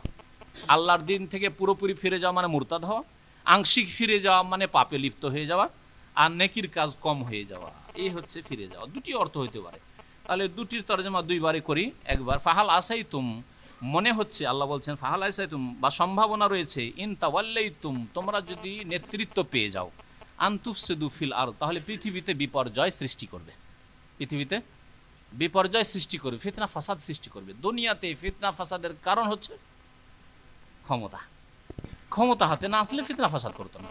ব্যক্তি জীবনে ফিতনা ফাসাদ মানে পাপে লিপ্ত হওয়া, পারিবারিক জীবনে অর্থনীতিতে ফিতনা ফাসাদ, লুটতারাজ, আত্মসাৎ, বেঈমানি, দুর্নীতি, এগুলি কোত্থেকে? কোটি কোটি টাকার দুর্নীতি তো সাধারণ মানুষ করবে না? নেতৃত্ব গিয়েই করছে, নেতৃত্ব গিয়ে একটা সাইনের মাধ্যমে কোটি কোটি টাকা দুর্নীতি, নেতৃত্বের কারণে। তারপরে আল্লাহর বান্দাদের উপর জুলুম অত্যাচার, নিরীহদের উপর, সাধারণ মানুষদের উপর, ভালো মানুষদের উপর জুলুম অত্যাচার, এগুলি ওই নেতৃত্বের কারণে হয়ে থাকে। তো আল্লাহ পাক তাই বলছেন তোমরা যদি নেতৃত্ব পেয়ে যাও, আনতুফসিদু ফিল আরদ, পৃথিবীতে তোমরা ফিতনা ফাসাদ সৃষ্টি করবে, ওয়া তুকাত্তিউ আরহামাকুম, তোমরা আত্মীয়তার সম্পর্ককে বিচ্ছিন্ন করবে। মানুষ যখন নেতা হয়ে যায় তখন আত্মীয়র বা কি প্রয়োজন? আমার বাবারই কি প্রয়োজন, আর চাচারই কি প্রয়োজন, চাচাতো ভাইয়েরই কি প্রয়োজন, আর খালাতো ভাইয়েরই কি বা খালারই কি প্রয়োজন? ফুপুরি কি প্রয়োজন, তাই না? কারণ আমার কাছে ক্ষমতা আছে, আমার কাছে হাজার হাজার লোক লাইন লাগাচ্ছে, তো আমার এইসব আত্মীয় স্বজন বা কি প্রয়োজন, আমার গ্রামবাসীর বা কি প্রয়োজন? এইরকম মন মানসিকতা কখন তৈরি হয়? মানুষ যখন নেতৃত্ব পেয়ে যায়, তখনই আত্মীয়তার সম্পর্ককে বিচ্ছিন্ন করে, তাই আল্লাহ পাক বলেছেন। দ্বিতীয় তাফসীর, ফাহাল আসাইতুম, সম্ভাবনা রয়েছে, ইন তাওয়াল্লাইতুম, তোমরা যদি ইসলাম থেকে ফিরে যাও, নেকির কাজ থেকে ফিরে যাও, পাপের দিকে ফিরে যাও, আনতুফসিদু ফিল আরদ, তাহলে হবে কি? ফাসাদ সৃষ্টি করবে, বিপর্যয় সৃষ্টি করে পৃথিবীতে, আর আত্মীয়তার সম্পর্ককে বিচ্ছিন্ন করবে। মানুষ যখন একটি পাপ করে আরেকটি পাপ চলে আসে, আরেকটি পাপ করে আরেকটি পাপ চলে আসে, পাপ পাপকে ডেকে নিয়ে আসে, পাপ পাপকে টেনে নিয়ে আসে। মানুষ যখন গুনাহে লিপ্ত হয়, ধীরে ধীরে ধীরে জীবনে অনেক পাপ চলে আসে। ব্যক্তি জীবনে কিছু পাপ করা শুরু করে, তখন পারিবারিক জীবনে পাপ শুরু হলো, পারিবারিক জীবনে পাপ করা শুরু করলো, তখন অর্থনীতিতে পাপ করা শুরু করলো, সামাজিক পাপ শুরু করলো, সামাজিক পাপ যখন শুরু করলো, তখন রাষ্ট্রনীতিতে পাপ শুরু করলো। এইভাবে পাপ পাপকে ডেকে নিয়ে আসে। উলাইকাল্লাযিনা লাআনাহুমুল্লাহ, এইসব লোকেরা, নেতৃত্ব যারা পেয়েছে অথবা ইসলাম থেকে ফিরে গেছে, ইসলাম থেকে পুরোপুরি ফিরে গেছে অথবা আংশিক ফিরেছে, এইসব লোকেরাই তো তারা লাআনাহুমুল্লাহ, যাদের উপর আল্লাহ পাক অভিসম্পাত করেছেন, লানত করেছেন, আল্লাহ পাক তার রহমত থেকে বঞ্চিত করার ঘোষণা করেছেন। আসাম্মাহুম, তাদেরকে আল্লাহ পাক বধির করেছেন, আসাম্মাহুম মানে তাদেরকে বহিরা করেছেন, বধির করেছেন। ওয়া আমা আবসারহুম, তাদের দৃষ্টিশক্তিকে আল্লাহ অন্ধ করেছেন। এদের কান থাকা সত্ত্বেও ভালো কথা শোনে না, সেই জন্য তারা হচ্ছে বধির। আর চোখ থাকা সত্ত্বেও ভালো জিনিস দেখে না, সেই জন্য তারা হচ্ছে চোখের অন্ধ। তাদের অন্তর চক্ষু, যে অন্তরে যে চক্ষু রয়েছে, সেই চক্ষু তাদের অন্ধ, এবং এই যে চোখ রয়েছে, এই চোখ দিয়েও ন্যায় অন্যায়ের পার্থক্য তারা করে না। আল্লাহ পাক তারপরে ইরশাদ করেছেন, আফালা ইয়াতাদাব্বারুনাল কোরআন, তারা কি কোরআন নিয়ে চিন্তা ভাবনা করে না? আম আলা কুলুবিন আকফা। আল্লাহ পাক ওই সব লোকদের কথা উল্লেখ করে ইরশাদ করছেন, যারা কোরআন পড়ে না, কোরআনের অর্থ বুঝে না, এবং কোরআন নিয়ে গভীর চিন্তা করে না। আল্লাহ পাক তাদাব্বুরের কথা বলেছেন, তিলাওয়াতের কথা বলেননি শুধু, তরজমা তফসির অর্থ পড়ার কথা বলেননি শুধু, বরং তাদাব্বুর বলেছেন। তাদাব্বুর মানে যা বাংলায় বললাম, গভীরভাবে চিন্তা করা, গভীরভাবে চিন্তা করা। তাহলে একটা পর্যায় হচ্ছে কোরআনে কারীমের হকের কোরআন তিলাওয়াত করা, কমপক্ষে অক্ষরের জ্ঞান রাখা, যে আপনি কোরআন দেখে পড়তে পারছেন, কোরআন তিলাওয়াত করতে পারছেন, যার বড়ই ফজিলত রয়েছে। কিন্তু এটা প্রথম স্তর, এটাই সব কিছু নয়। আর কোরআন তিলাওয়াত করতে পারলেই খুব ভালো পাক্কা মুসলমান, এমনও নয়। কোরআন তিলাওয়াত হচ্ছে কোরআনের প্রথম হক আর প্রথম স্তর, এটা তেলাওয়াত করতে পারা। তাহলে তেলাওয়াতও যদি না করতে পারেন আর মুসলিম হন, তাহলে বড়ই হতভাগা। যার অন্তরে কোরআন নেই, কালবাইতুল খারিব, নবী সাল্লাল্লাহু আলাইহি ওয়াসাল্লাম বলেছেন, আল্লাযী লাইসা ফি জাওফিহি কোরআনুন, যার অন্তরে কোরআন নেই, কোরআন মুখস্থ নেই, কোরআন তেলাওয়াতও করতে পারে না, সেই ব্যক্তির অবস্থা হচ্ছে বিরান বাড়ির মতো, অনাবাদ ঘরের মতো। বিরান বাড়ি, যে বাড়িতে কোনো মানুষজন বাস করে না, সেখানে কে বাস করে? জিন শয়তান বাস করে। জিন শয়তান খালি জায়গা খুঁজে, বিল্ডিং তৈরি করে রেখে দেন, ঘর তৈরি করে রেখে দেন, 2-4-6 মাস 1 বছর থাকিয়ে না, দেখেন শয়তান বাস করবে। তো যেই কলবে, যে অন্তরে কোরআন নেই, কোরআন তেলাওয়াত পারে না, মুখস্থ নেই, কালবাইতুল খারিব, সেই ব্যক্তি হচ্ছে বিরান অনাবাদ বাড়ির মতো। শয়তান যে কোনো সময় তাকে পথভ্রষ্ট করতে পারে। কোরআনের তেলাওয়াত করলে প্রথম অক্ষরে, প্রতি অক্ষরে 1 নেকি, আর 1 নেকিকে আল্লাহ পাক রব্বুল আলামিন 10 করেন। মান কারা হারফান মিন কিতাবিল্লাহি ফালাহু বিহি হাসানা ওয়াল হাসানাতু বিআশরি আমসালিহা, যেই ব্যক্তি কোরআনের 1টি অক্ষর পড়বে, তাকে আল্লাহ 1 নেকি দিবেন, আর নেকি করলেই সেটা 10 গুণ হয়ে যায় কমপক্ষে। ওয়াল হাসানাতু বিআশরি আমসাল। লা আকুলু আলিফ লাম মিম হারফুন, নবী করিম সাল্লাল্লাহু আলাইহি ওয়াসাল্লাম বলছেন, আমি বলছি না যে আলিফ লাম মিম পড়লে তখন 1টি হরফ হইল, বল আলিফুন হারফুন ওয়া লামুন হারফুন ও মিমুন হারফুন, বরং আলিফ বললে 1 হরফ হয়, 10 নেকি হয়, লাম বললে আর 10 নেকি হয়, মিম বললে 10 নেকি হয়। তো আলিফ লাম মিম, আলিফ লাম রা পড়লেন মানে 30 নেকি পেলেন আপনি।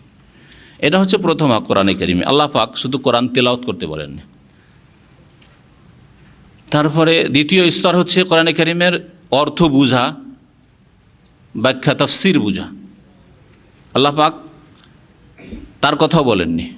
আফালা ইয়াফহামুন আল কোরআনের কথা বলেননি, কোরআনের অর্থ তারা বুঝে নাই বলেননি। আফালা ইয়াতাদাব্বারুন আল কোরআন বলেছে।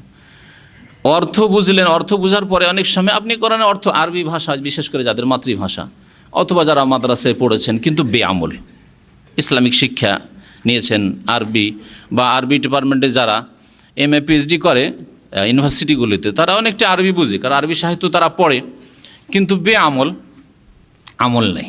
এরকম আলেম সমাজ যারা অথবা যারা আরবি ল্যাঙ্গুয়েজ পড়েছে, মাতৃভাষা হোক অথবা মাতৃভাষা নাই হোক, আরবি অর্থ তো বুঝে কোরআনে কারিমের তেলাওয়াত করলে বা পড়লে, কিন্তু আমল নেই, তার অবস্থার কোনো উন্নতি নেই, তার ঈমান এবং আমলের ক্ষেত্রে কোনো উন্নতি দেখা যায় না, ভালো মানুষ নয় সে, ইবাদতের ক্ষেত্রে, আকীদার ক্ষেত্রে আর আখলাক চরিত্রের ক্ষেত্রে।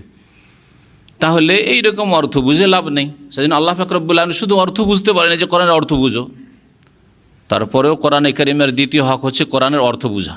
অর্থ বুঝতে হবে, কারণ অর্থ না বুঝলে, প্রথম তেলাওয়াত না করতে পারলে, দ্বিতীয় অর্থ না বুঝলে তাদাব্বুর হবে না, গভীরভাবে চিন্তা করা হবে না। এ প্রথম দুটি ছাড়া কেউ যদি বলে আমি কোরআন নিয়ে গভীর চিন্তা করি, গবেষণা করি, গভীরভাবে কোরআনের আমি ভিতরে ঢোকার চেষ্টা করি, অর্থ বুঝে না, যুক্তিসঙ্গত? অযৌক্তিক কথা। কোরআন তেলাওয়াতই করতে পারে না, আমি গভীরভাবে কোরআন চর্চা করি, যুক্তিসঙ্গত? মিথ্যা কথা। তাহলে তৃতীয় স্তর হচ্ছে তাদাব্বুরে কোরআন, কোরআন নিয়ে গৌর ফিকির করা, যেটা উর্দু ভাষায় বলা হয়, আর বাংলা ভাষায় গভীরভাবে চিন্তা করা। আল্লাহ পাক রব্বুল আলামিন এই দিকে দাওয়াত দিয়েছেন মানব জাতিকে, আফালা ইয়াতাদাব্বারুন আল কোরআন, তারা কি কোরআনে কারীম নিয়ে গভীরভাবে চিন্তা করে না? গভীরভাবে চিন্তা করলে মানুষের অবস্থার পরিবর্তন ঘটে। অর্থ বুঝে অনেক সময় পরিবর্তন ঘটে না, তেলাওয়াত করে মন্ত্রের মতো তেলাওয়াত করে অনেক সময় কোরআন খতম করলো, কিন্তু কোনো পরিবর্তন নেই। অনেক হাফিজের অবস্থা, অনেক কারিদের অবস্থা, কারি দাড়ি নেই, প্রসিদ্ধ দুনিয়ার কারি, সারা বিশ্বে খ্যাতি হাসিল করেছে, আখলাক চরিত্রে সংশোধন নেই, হাফেজ কিন্তু হারাম খায়, হারাম কাজ করে, ফজর নামাজে যায় না, অর্থ বোঝে, মাদ্রাসার আলেম, তারপরেও না আকীদার সংশোধন, না এবাদত সুন্দর, আর না আখলাক চরিত্র সুন্দর। তাহলে অর্থ বুঝেও অনেক সময় মানুষের সংশোধন হয় না, কিন্তু কোরআন নিয়ে গভীর চিন্তা করলে, যেদিকে আল্লাহ আহ্বান করেছেন তাদাব্বুর বলি, আফালা ইয়াতাদাব্বারুনাল কোরআন, এতে মানুষের সংশোধন হয়। কেমনভাবে? গভীরভাবে চিন্তা করা। এই জন্য নবী করিম সাল্লাল্লাহু আলাইহি ওয়াসাল্লাম, সাহাবায়ে কেরামের সুন্নত হচ্ছে থেমে থেমে পড়া, তাড়াহুড়া করে না পড়া, অর্থ বুঝে থেমে থেমে আল্লাহ কি বললেন এই আয়াতে, অর্থ বোঝার পরে থেমে চিন্তা করা।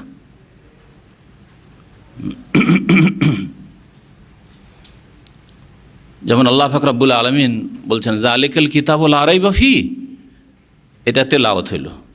এই এমন একটি কিতাব যেই কিতাবে কোনো সন্দেহ নেই, এটা হচ্ছে তার অর্থ, সন্দেহ নেই, যেটা আল্লাহ পাক রব্বুল আলামিনের পক্ষ থেকে।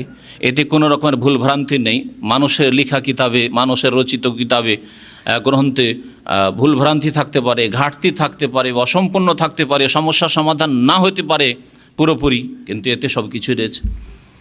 গভীরভাবে চিন্তা করা হচ্ছে যে এই কিতাবে কোনো সন্দেহ নেই, সুতরাং এটি হচ্ছে আমার জীবন বিধান।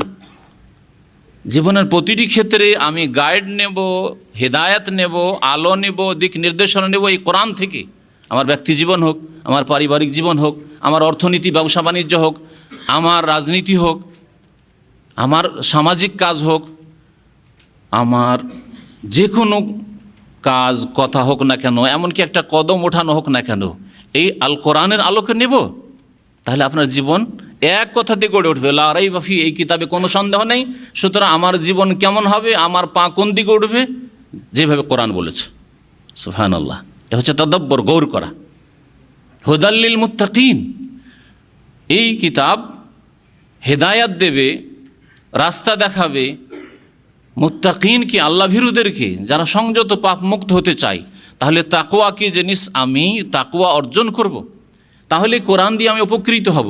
আর যদি আমার মধ্যে তাকওয়া না থাকে, আল্লাহ ভীরুতা না থাকে, পাপ থেকে বাঁচার মতো মনের চাহিদা, বাসনা না থাকে, আকাঙ্ক্ষা না থাকে, তাহলে আমি কোরআন দিয়ে লাভবান হতে পারবো না। যদিও কোরআনের হাফেজ হই, যদিও কোরআনের আলেম হই, যদিও কোরআনের প্রচারক, কোনো ফায়দা হবে না আমাকে কোরআন দিয়ে, যদি মুত্তাকি না হইতে পারি। সুতরাং তাকওয়া অর্জন করব আমি।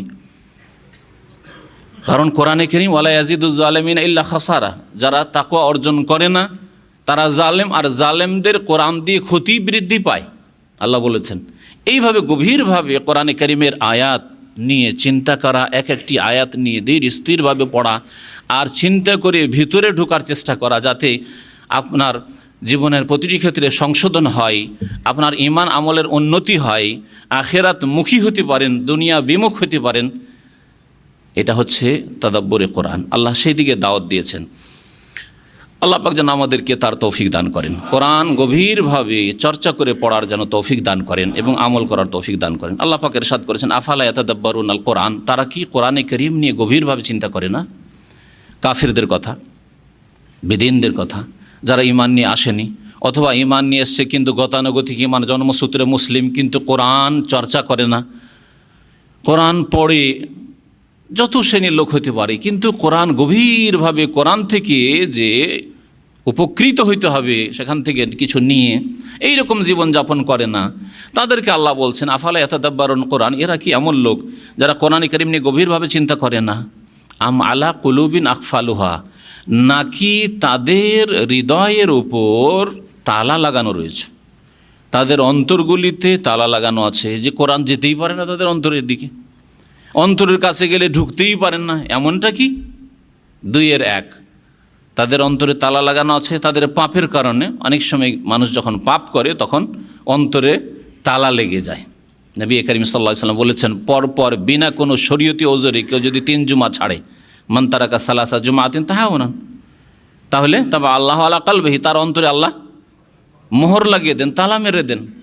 তাহলে যেই ব্যক্তি নিজ জীবনে সাবালক হওয়ার পরে পরপর 3 জুমা বিনা কোনো ওজরে, সফরে ছিল না যে জমা মসজিদ পর্যন্ত পৌঁছতে পারবে না, সে অসুস্থ এমন ছিল না যে বিছানা থেকে চলতে পারে না, ঘুমিয়ে লম্বা ঘুমে টান দিয়ে জুমা ছেড়েছে, অথবা দুনিয়ার কাজে মেতে থেকে জুমা ছেড়েছে, এই সময় খেলা চলছে, বিশ্বকাপ ইত্যাদি, এইভাবে বিনা কোনো ওজরে জুমা ছেড়েছে, তবে আল্লাহ আলা কলবিহি, আল্লাহ তার অন্তরে তালা মেরে দেন।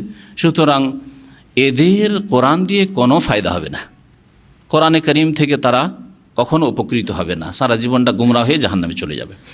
এইরকম বিভিন্ন কারণে মানুষ যখন খুব বেশি পাপ করে, পাপকে ডেকে নিয়ে আসে, তখন অন্তরে তালা মেরে দেওয়া হয়। খাতামাল্লাহু আলা কুলুবিহিম ওয়া আলা সামিহিম ওয়া আলা আবসারিহিম গিশাওয়াতুন ওয়া লাহুম আযাবুন আযীম বাল তাবা আল্লাহু আলাইহা বিকুফরিহিম, আল্লাহ বলেছেন তাদের কুফরির কারণে, বাড়াবাড়ির কারণে, বিভিন্ন কারণ আল্লাহ উল্লেখ করেছেন, যাতে আল্লাহ মোহর মেরে দেন, তালা মেরে দেন। তো আল্লাহ যেন আমাদের অন্তরকে খোলা রাখেন এবং গভীরভাবে কোরআন নিয়ে চিন্তা করার তৌফিক দান করেন।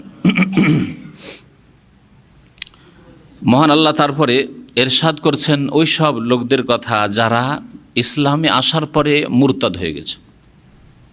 নবী করিম সাল্লাল্লাহু আলাইহি ওয়াসাল্লামের জামানায় কিছু লোকেরা ইসলাম কবুল করার পরে মুরতাদ হয়ে গেছে, অথবা ইসলাম কবুল করেছে কিন্তু তারা মুনাফিক হয়ে গেছে, তার মানে মুরতাদ হয়ে গেছে, কপটতার মাধ্যমে তারা মুরতাদ হয়ে গেছে, অথবা জন্মসূত্রে মুসলিম হওয়া সত্ত্বেও তারা বড় হওয়ার পরে ইসলাম বিমুখ হয়ে গেছে, নিজের ইসলামকে নষ্ট করেছে শিরক দ্বারা, কুফরি দ্বারা, মুনাফিকি দ্বারা, অথবা ইসলাম ভঙ্গকারী যে কোনো বিষয় দ্বারা। ইসলাম ভঙ্গকারী বিষয়গুলি সম্পর্কে 10টিরও বেশি বিষয় নিয়ে একটা আলোচনা আমার আছে, সেটা শুনলে বিস্তারিত জানতে পারবেন যে মুসলিম হওয়া সত্ত্বেও 7 পিঢ়ি মুসলিম, তারপরেও ইসলাম যদি নিজে টিকিয়ে না রাখে মানুষ সাবালক হওয়ার পরে, তো ইসলাম কোনো বংশের সম্পত্তি নয় যে টিকে থাকবে।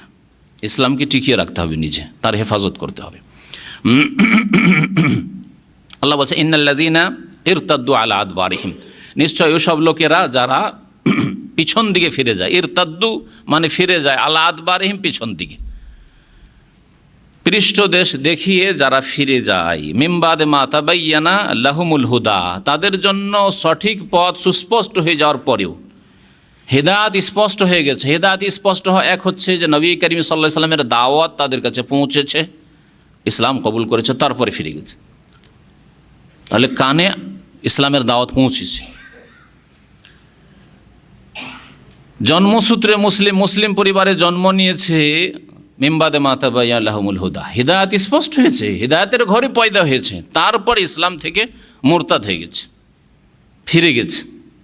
সারা জীবন বেনামাজি থেকে গেল, সারা জীবন পাপী থেকে গেল, সারা জীবনটা চলে গেল, দুনিয়ার জন্য কত কি চিন্তা করলো আর পরিশ্রম মেহনত করলো, কিন্তু কখনো তার চিন্তায় এই খেয়াল আসলো না যে আখেরাত বলে কিছু আছে আর সেই দিকে আমি যাচ্ছি, সুতরাং তার জন্য আমাকে প্রস্তুতি নিতে হবে, কিছু করার আছে, আমার করতে হবে, এই কথা চিন্তা আসলো না, সে কিন্তু মুসলিম না।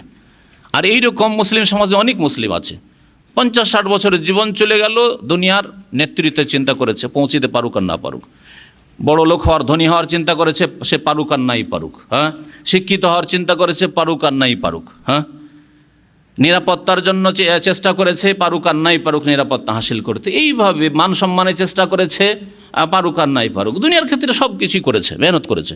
কিন্তু তাকে যদি জিজ্ঞাসা করেন যে তোমার অন্তরে হাত রেখে বলো যে মওতের পরে কি হবে, এই বলে কোনোদিন চিন্তা করেছেন আপনি?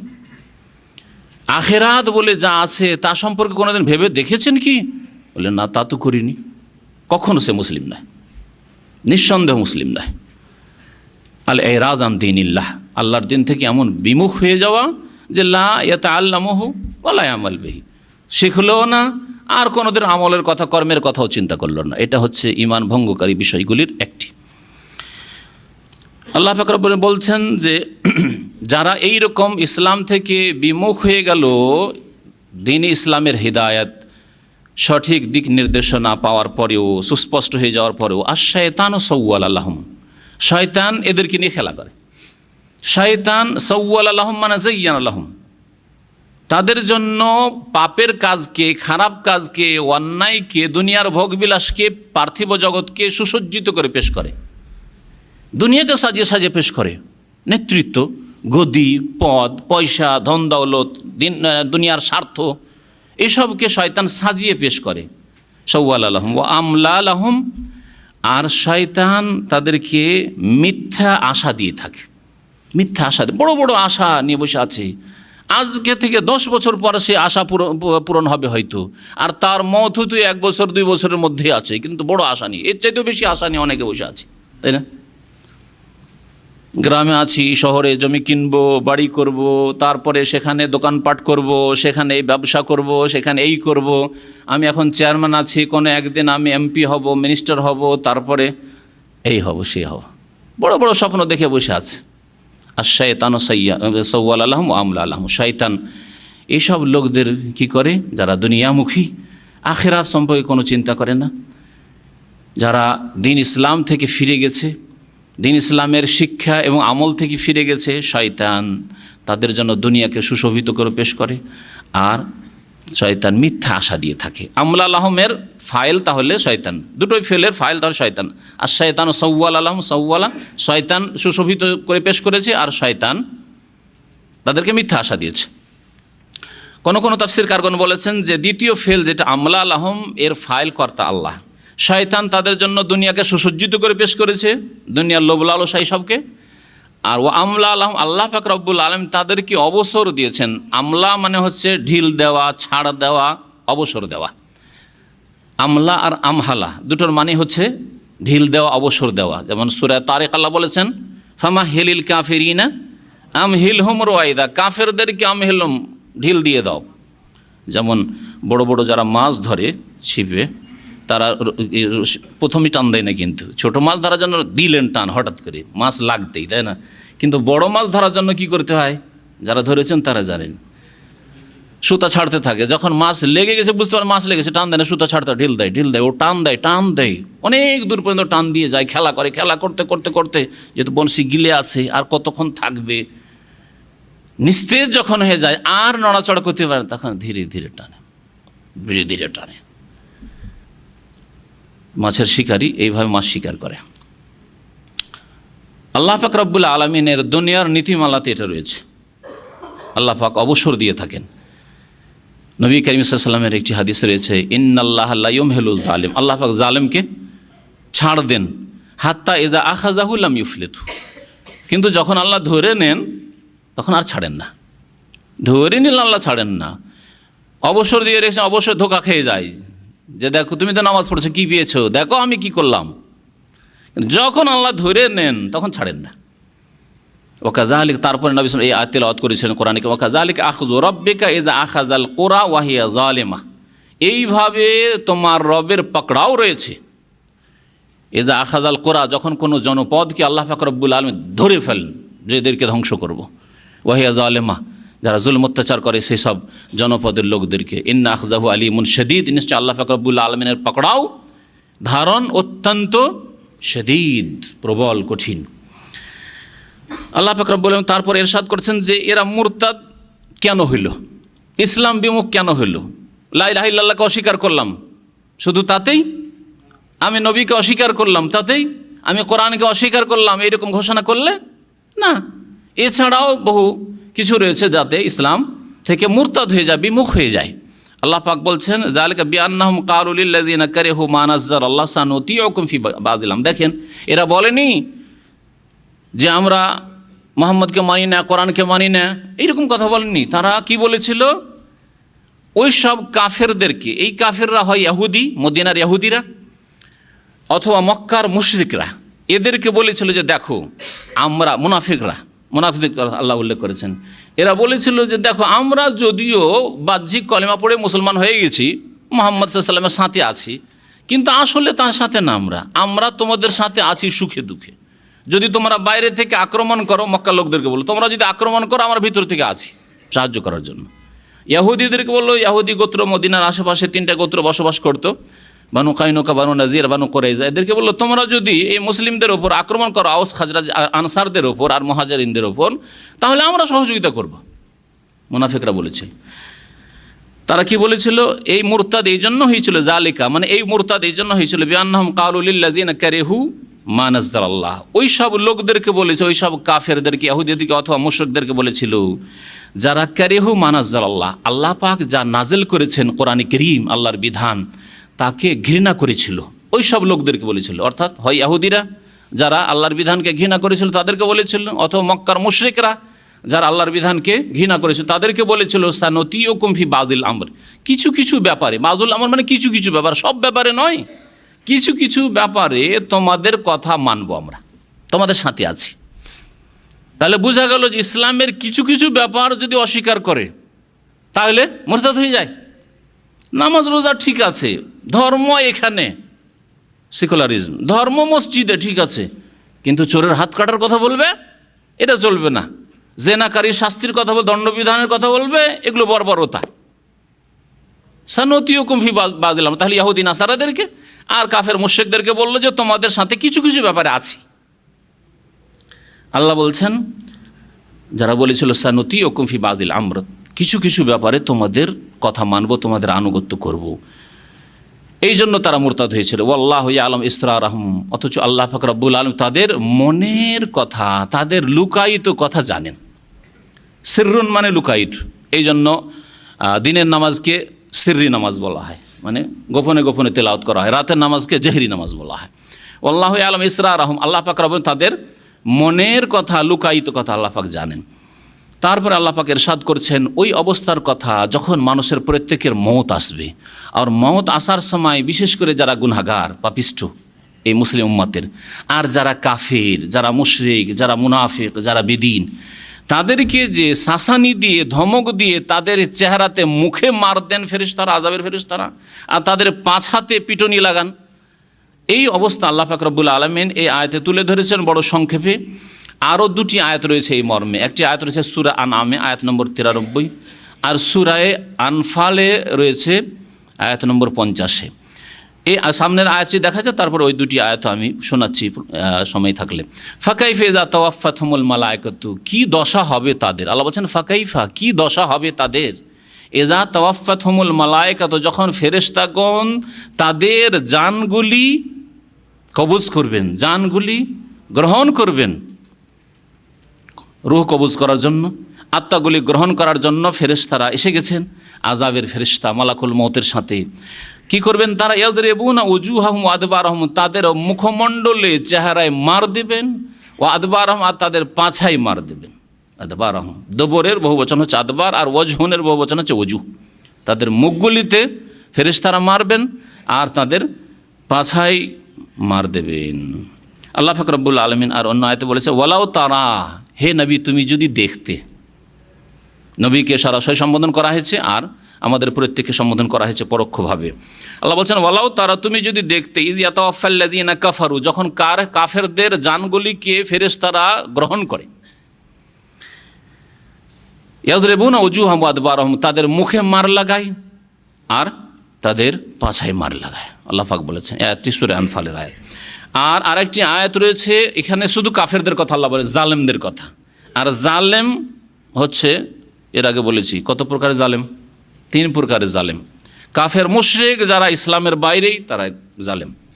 ইন্না শিরকা লাযুলমুন আযীম, শিরক হচ্ছে সবচেয়ে বড় জুলম। সুতরাং কাফের মুশরিক যারা কুফরি করে শিরকের অবস্থায় মারা গেল, অথবা মুসলিম উম্মত থেকে বড় শিরক করে কবর মাজারে সিজদা করে মারা গেল, ওই অবস্থায় তারা হচ্ছে বড় জালেম। আকীদার ক্ষেত্রে জালেম, ইসলামের গণ্ডিতেই নেই। দ্বিতীয় জালেম হচ্ছে আল্লাহ পাক রব্বুল আলামিনের হকের ক্ষেত্রে বিভিন্ন পাপ করে নিজের আত্মার উপরে জুলম করে যারা মারা গেল, সুদ খেয়ে, ঘুষ খেয়ে, যদি এতে মানুষের উপর জুলম রয়েছে, কিন্তু আল্লাহর হকের ক্ষেত্রে আল্লাহর অবাধ্য হওয়া রয়েছে। নামাজ ছেড়ে, রোজা ছেড়ে, মানুষের হক নষ্ট করলো না, কিন্তু নামাজ পড়লো না, রোজা রাখলো না, যাকাত দিল না, হজ করলো না, ফরজ ওয়াজিব আদায় করলো না, হারাম কাজ করলো, পাপ করলো, আর হারাম আয় উপার্জন করলো, নিজের নফসের নিজের ওপর জুলম করে যারা মারা গেল বিভিন্ন পাপ করে, এক শ্রেণীর জালেম। আর তৃতীয় জালেম হচ্ছে যারা বান্দার উপরে জুলম করেছে।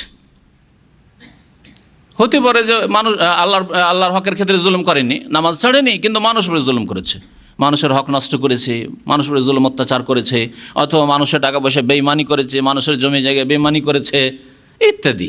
যে কোনোভাবে মানুষের হক নষ্ট করেছে, গীবত করেছে, বদনাম করেছে, মিথ্যা অপবাদ দিয়েছে কোনো পুরুষ মহিলার ওপর ইত্যাদি। এইভাবে আল্লাহ পাক জালেমদের কথা এখানে বলেছেন। দেখেন এই আয়াতটি, ওয়ালাউ তারা ইয যালিমুনা ফি গামারাতিল মউত, হে নবী তুমি যদি দেখতে, ইয যালিমুন, যখন জালেমরা ফি গামারাতিল মউত, মওতের যন্ত্রণায় থাকবে। গামারাত মানে হচ্ছে সাকারাত, মওতের যন্ত্রণায় যখন ভুগবে, সেই সময় যদি জালেমদের আসল অবস্থা তুমি দেখতে পেতে, গায়েবের অবস্থা, ফেরেশতা এসেছে, আযাবের ফেরেশতা, আর জালেমদের ওপর শাস্তি চলছে, আর জালেমদের আত্মা, নবী সাল্লাল্লাহু আলাইহি ওয়াসাল্লাম হাদিসে রয়েছে, জালেমদের আত্মা, কাফেরের আত্মা, পাপিষ্ঠদের আত্মা যেতে চায় না, সুতরাং পালাইতে শুরু করে, এই দিক ওদিক ছুটাছুটি শুরু করে শরীরের মধ্যে, যাব না, টেনে হিঁচড়ে তার দেহ থেকে আত্মাকে বের করে, ইয়া আইয়ুহান নাফসুল খাবিসাতু উখরুজি ইলা গাযাবিল্লাহি ওয়া সাখাতিহি। নবী করিম সাল্লাল্লাহু আলাইহি সাল্লামের সহিহ হাদিসে রয়েছে, হে খবিস আত্মা, হে নোংরা নাপাক রূহ, উখরুজি, বেরিয়ে আসো, ইলা গাযাবিল্লাহ, আল্লাহর গজব ক্রোধের উদ্দেশ্যে, ওয়া সাখাতি, আল্লাহর অসন্তুষ্টির উদ্দেশ্যে, সেখানে যেতে হবে। চলো চলো সিজ্জিনে চলো, তোমার জন্য সিজ্জিন অপেক্ষা করছে, সেখানকার আযাব অপেক্ষা রয়েছে। আল্লাহ পাক ইরশাদ করেছেন, যখন মওতের যন্ত্রণায় তারা থাকবে, সেই সময় হে নবী জালেমদেরকে যদি দেখতে, ওয়াল মালায়েকাতু বাসিতু আইদিহিম, আর ফেরেশতাগণ তাদের হাতগুলি বাড়িয়ে তাদের জানগুলি গ্রহণ করার চেষ্টা করবেন, জানগুলি গ্রহণ করবেন। বাসিতু আইদিহিম, হাত বাড়িয়ে রয়েছেন মানে তাদের রূহগুলি নেওয়ার জন্য এসেছেন, মার আর মার দেওয়ার জন্য। তাফসীরকার বলছেন বিযর্ব, মার দিচ্ছেন আর তাদের রূহ কবজ করছেন মালাকুল মউত। আখরিজু আনফুসাকুম, আর সেই সময় ফেরেশতারা সম্বোধন করে খবিস আত্মাগুলিকে, পাপীদেরকে বলে, জালেমদেরকে, আখরিজু আনফুসাকুম, তোমাদের আত্মা বের করো, আখরিজু আনফুসাকুম আলিয়াউমা তুজজাউনা আযাবাল হুন, আজকে তোমাদেরকে বদলা দেওয়া হবে, বড় লাঞ্ছিত কর বদলা, বড় লাঞ্ছনা কর বদলা দেওয়া হবে। আযাবাল হুন, এমন শাস্তি দেওয়া হবে যেই শাস্তি বড় লাঞ্ছনাকর শাস্তি। বিমা কুনতুম তাকুলুনা আলাল্লাহি গায়রাল হক, কারণ তোমরা আল্লাহ সম্পর্কে হক কথা বলতে না, সত্য কথা বলতে না, ধর্মের নাম ইসলামের নামে শিরক কুফরির কথা বলেছ, ইসলামের নামে বিদাতি কথাবার্তা বলেছ, আর তৌহিদ আল্লাহর একত্র জায়গায় শিরক বলেছ, অথবা যারা বেদিন তাদেরকে ওইভাবে সম্বোধন করা হবে। কিন্তু মুসলিম সমাজের যারা জালেম, তারা যে না হক অন্যায় কাজ করেছে, গায়রাল হক, আল্লাহ বলেছেন গায়রাল হক, ইসলাম ছাড়া কুফরি হতে পারে, ইসলামের গণ্ডিতে থেকে পাপের কাজের প্রচার প্রসার ঘটিয়েছে, শিরক বিদাতের প্রচার প্রসার ঘটিয়েছে, তৌহিদ সুন্নাতের কথা বলেনি, নবী করিম সাল্লাল্লাহু আলাইহি ওয়াসাল্লামের নিখুঁত নির্ভেজাল রাস্তার কথা বলেনি। ওয়া কুনতুম আন আয়াতিহি তাস্তাকবিরুন, আর আল্লাহর আয়াত সম্পর্কে তোমাদের অন্তরে অহংকার ছিল। কোরআনের দলিল, নবী করিম সাল্লাল্লাহু আলাইহি ওয়াসাল্লাম হাদিসের দলিল পেশ করলে তোমরা উপেক্ষা করতে, মানুষের কথা পেশ করতে, অমুক কি বলেছেন, অমুক তরিকায় কি আছে, অমুক সাহেব কি বলেছেন এই আয়াত, এই মাসলা সম্পর্কে, এরকম কথা বলতে তোমরা কুনতুম আন আয়াতিহি তাস্তাকবিরুন। আল্লাহ পাক রব্বুল আলামিন তারপরে ইরশাদ করেছেন যালিকা বিআন্নাহুম ইত্তাবাউ মা আসখাতাল্লাহ, এই রকম লোক যাদের মওতের সময় তাদের মুখে এবং পাছায় মার দেবেন ফেরেশতারা, আর তাদের শাসানি ধমক দিয়ে এরকম শাস্তি দিয়ে তাদের রূহগুলিকে, আত্মাগুলিকে গ্রহণ করবেন। এটা কেন হবে? জালিকা, এর কারণ আল্লাহ বর্ণনা করেছেন তারপর আয়াতে, বিআন্নাহুম ইত্তাবাউ মা আসখাতাল্লাহ, কারণ তারা অনুসরণ করেছে এমন বিধিবিধানের, এমন কথার যা আল্লাহকে অসন্তুষ্ট করে, এমন বিধান মেনেছে যা আল্লাহকে অসন্তুষ্ট করে। ব্যক্তি জীবনে আল্লাহর বিধান মানেনি, পারিবারিক জীবনে আল্লাহর বিধান মানেনি, সামাজিক ক্ষেত্রে আল্লাহর বিধান দিয়ে ফয়সালা করেনি, রাষ্ট্রনীতিতে অর্থনীতি আল্লাহর বিধান দিয়ে ফয়সালা করেনি, হালাল হারামের কোনো পার্থক্য করেনি, আল্লাহর বিধান মোতাবেক সে ইবাদত বন্দেগী করেনি, খেয়াল খুশি ইবাদত বন্দেগী করেছে। ইত্তাবাউ মা আসখাতাল্লাহ, তাহলে মানুষের তৈরি করা সে বিদাতি আমল হোক ইবাদত বন্দেগীর ক্ষেত্রে, অথবা আইন কানুনের ক্ষেত্রে মানব রচিত বিধান হোক, আল্লাহকে এসব অসন্তুষ্ট করে, নারাজ করে, তার অনুসরণ করেছে। ওয়াকারিহু রিজওয়ানা, আর আল্লাহ পাক যাতে সন্তুষ্ট হন, আল্লাহর সন্তুষ্টিকে তারা ঘৃণা করেছে।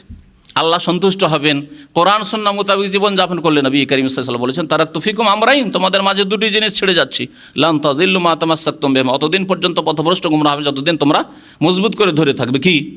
কিতাবুল্লাহ কোরআনে করিম, আর নবী করিম সাল্লাল্লাহু আলাইহি ওয়াসাল্লাম সুন্নাত, সুন্নতি আমার সুন্নত, রাসূলের হাদিস।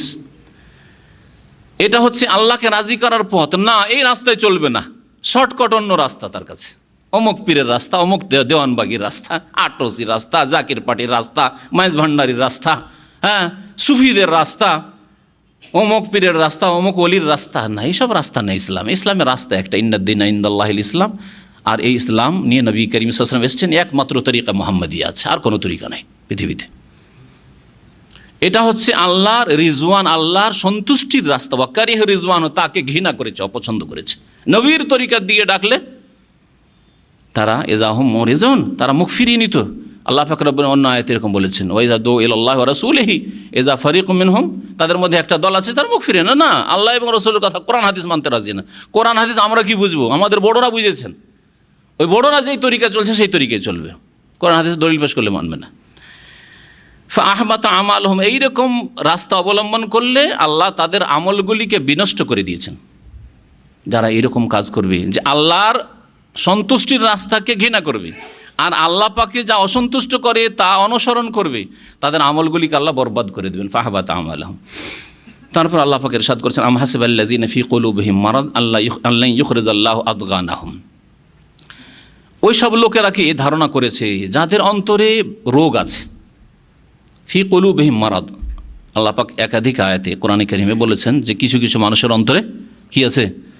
রোগ আছে। তাহলে শুধু শরীরের রোগ নয়, শরীরের রোগের চাইতে বড় রোগ হচ্ছে কলবের রোগ, মনের রোগ। এই হৃদয়ের রোগ হচ্ছে শিরকের রোগ, কুফরির রোগ, সন্দেহের রোগ, সংশয়ের রোগ, পাপের কামনা বাসনা চাহিদার রোগ, কুপ্রবৃত্তির অনুসরণের রোগ, হিংসা বিদ্বেষের রোগ, শত্রুতার রোগ। এই ধরনের বহু রোগ আছে যেগুলো অন্তরের ব্যাধি। আল্লাহ পাক বলছে, আম হাসিবাল্লাযিনা ফি কুলুবিহিম মারাজ, ওই সব লোকেরা কি এই ধারণা করেছে যাদের অন্তরে ব্যাধি আছে, আল্লাহ ইউখরিজাল্লাহু আদগানাহুম, তাদের বিদ্বেষ ভাবকে আল্লাহ বের করে দিতে পারবেন না। মনের মধ্যে যে কপটতা মুনাফিকি লুকিয়ে আছে, মনের মধ্যে শিরক আর কুফরি লুকিয়ে আছে, মনের মধ্যে পাপের কামনা বাসনা লুকিয়ে আছে, কিন্তু মুসলিম সমাজে মুসলিম সেজে থাকতে হবে, সেই জন্য গোপনে রাখে। আল্লাহ বলছেন এগুলো বের করতে পারবেন না। আদগান জাগানুনের জামা, এর মানে হয় বিদ্বেষ ভাব, মনের মধ্যে বিদ্বেষ ভাব। আল্লাহর দিনকে পছন্দ করেন না, মানব রচিত বিধানকে পছন্দ করেন, খেয়াল খুশি চলাকে পছন্দ করেন, নামাজ পছন্দ করেন না, বেনামাজিদেরকে আর বেনামাজিদের সাথে উঠা বসাকে পছন্দ করেন। এইভাবে ইবাদত বন্দেগীর ক্ষেত্রে হোক আর সহি আকীদার ক্ষেত্রে হোক অথবা ভালো চরিত্রের ক্ষেত্রে হোক না, সেগুলি পছন্দ নয়, বরং এসবের বিপরীত যেগুলি আল্লাহকে অসন্তুষ্ট করে সেগুলি পছন্দ। তো আল্লাহ পাক বলছেন যে এই যে বিদ্বেষ ভাব অন্তরে তাদের ঢোকা আছে, আল্লাহ কি এগুলি বের করতে পারবেন না? এই ধারণা অবশ্যই বের করে দিতে পারবেন। ইচ্ছা করলে আল্লাহ এই গোপন তথ্য ফাঁস করে দেবেন, নবী সাল্লাল্লাহু আলাইহি ওয়াসাল্লামকে জানিয়ে দেবেন ওহীর মাধ্যমে যে এই লোকগুলির মধ্যে মুনাফিকি ঢোকা আছে, এই লোকগুলির মধ্যে পাপের কামনা বাসনা আছে, চাহিদা আছে। ওয়ালাউ নাশাউ, আল্লাহ বলছেন আমি যদি চাইতাম, লা আরাইনাকাহুম, তাহলে হে নবী মুহাম্মদ সাল্লাল্লাহু আলাইহি ওয়াসাল্লাম তোমাকে আমি এইসব লোকগুলিকে চিনিয়ে দিতাম, দেখিয়ে দিতাম যে এটা মুনাফিক, এটা মুনাফিক, এটা মুনাফিক, এটা মুনাফিক, অন্তর মুনাফিক, এরা ইসলাম গ্রহণই করেনি, এরা সুযোগ পেলে তোমাকে মারবে। সুযোগ পেলে তোমার সাহাবীদের ক্ষতি করবে, সুযোগ পেলে ইসলামকে ধ্বংস করবে। ওয়ালাউ নাশাও, আমি আল্লাহ যদি চাইতাম, লা আরাইনা কাহুম, তাহলে অবশ্যই অবশ্যই হে নবী তোমাকে তাদেরকে চিনিয়ে দিতাম, দেখিয়ে দিতাম। ফালা আরাফতাহুম বিসীমাহুম, তবে তাদের কিছু লক্ষণ আছে। সীমা মানে হচ্ছে চিহ্ন, লক্ষণ, যা মানুষের মুখমণ্ডলের চেহারায় ফুটে উঠে। অবশ্যই অবশ্যই হে নবী আপনি চিনতে পারবেন তাদেরকে, বিসীমাহুম, তাদের চেহারার ধরন লক্ষণ দেখে, তাদের কথা, তাদের চেহারা দেখলে চিনতে পারবেন। প্রথম কথা আল্লাহ পাক চেহারার কথা তাদের বলেছেন, যে মুখমণ্ডলের চিহ্নর কথা বা লক্ষণের কথা। ওয়ালা তারিফান্নাহুম ফি লাহানিল কাউল, তারপরে দ্বিতীয়তে বলছেন কথার ভঙ্গিমায় চিনতে পারবেন। আর অবশ্যই অবশ্যই তাদেরকে চিনতে পারবেন ফি লাহানিল কাউলি, তাদের কথার ভঙ্গিমায়। কথার ভঙ্গিমাতে বোঝা যায় যে এ সত্যিকার অর্থে খালেস অন্তর থেকে মুমিন মুসলিম, না মুনাফিক, না মুশরিক, কবর পূজারি, চিনতে পারবেন। 5 মিনিট কথা বললে বুঝতে পারবেন যে কোন তরিকার লোক। একজন তৌহিদে বিশ্বাস, আল্লাহর একত্বে বিশ্বাসী, খালেস রাসূলুল্লাহ সাল্লাল্লাহু আলাইহি ওয়াসাল্লামের আদর্শের অনুসারী, তার কথা স্পষ্ট বুঝতে পারবেন এ তৌহিদি মুসলিম। আর একজন যদি বিদাতি থাকে বুঝতে পারবেন না। আল্লাহর ওলি আউলিয়া না থাকলে আজকে যে পাপ মুসলিম সমাজে সব ধ্বংস হয়ে যেত। এক কথায় বুঝতে পারলেন আল্লাহর ওলি আউলিয়ার পূজারি। হ্যাঁ হ্যাঁ, গৌস কুতুব আবদাল দুনিয়াতে অনেক কিছুই করেন, না হলে আমাদের কিছুই থাকতো না। হ্যাঁ, সিলেটের ফ্লাইট কয়েক বছর আগের ঘটনা, তাই জানেন তো মনে হয়। হ্যাঁ, ধ্বংস হতে হতে বেঁচে গেল। ও আল্লাহর ওলি যে শুয়ে আছেন, না হলে কিছুই থাকতো না, সব একবার খান খান হয়ে যেত। ও এক কথায় বুঝতে আল্লাহ তারিফান্নাহুম ফি লাহানিল কাউল, তাদের কথার ভঙ্গিমাতে বুঝতে পারবেন যে মুশরিক না মুআহিদ, মুনাফিক না মুসলিম, কেমন বুঝতে পারবেন। এইরকমই যারা আল্লাহর বিধানে বিশ্বাসী না, মানব রচিত বিধান, পশ্চিমা বিধান এসে দেশে চালাতে চায়, তাদের কথায় বুঝতে পারবেন। আমিও লাকুম দিনুকুম ওয়ালিয়া দিন কোরআনের তেলাওয়াত করছি, দিনের ক্ষেত্রে জবরদস্তি নেই, আর তারাও এই আয়াত পেশ করছে, কিন্তু তাদের অসৎ উদ্দেশ্য, তাদের কথার ভঙ্গিমা বুঝতে পারবেন। নিরপেক্ষ থাকবে, এটাও মানবে না ওটাও মানবে না, সে মুসলিমও না হিন্দুও না, কিছু না, সে নিরপেক্ষ, ধর্ম নিরপেক্ষ, আমি নিরপেক্ষ, তাহলে সে মুরতাদ না। এখানে ইসলাম, এখানে হিন্দুইজম বা খ্রিস্টানিজম। ও বলছে আমি এটা তো না এটা তো না, এর নাম তো ধর্ম নিরপেক্ষ। তার মাঝখানে দুই দলে ঝগড়া, দুইজনের ঝগড়া হয়েছে, আপনি নিরপেক্ষ হয়ে বিচার করতেছেন, সালিস বলে, তৃতীয় পক্ষকে সালিস বলে, নিরপেক্ষ। তাহলে আপনাকে এদিকেও ঝুঁকলেও চলবে না আর এদিকেও ঝুঁকলে চলবে, এর নাম না নিরপেক্ষ। তাহলে যে ধর্ম নিরপেক্ষ, সে মুসলিমও না, সে হিন্দুও না, কিছুই না, সে তার ধর্ম হচ্ছে পেট, আর তার ধর্ম হচ্ছে নেতৃত্ব গদি, তাই না? হ্যাঁ, এই কথাতেই বুঝতে পারবেন যে মুসলিম নাই। জি, ওয়ালা তারিফান্নাহুম ফি লাহানিল কাউল ওয়াল্লাহু ইয়ালামু আমালাকুম, আল্লাহ পাক ভালো করে জানেন তোমাদের আমল সম্পর্কে, তোমাদের কর্ম সম্পর্কে।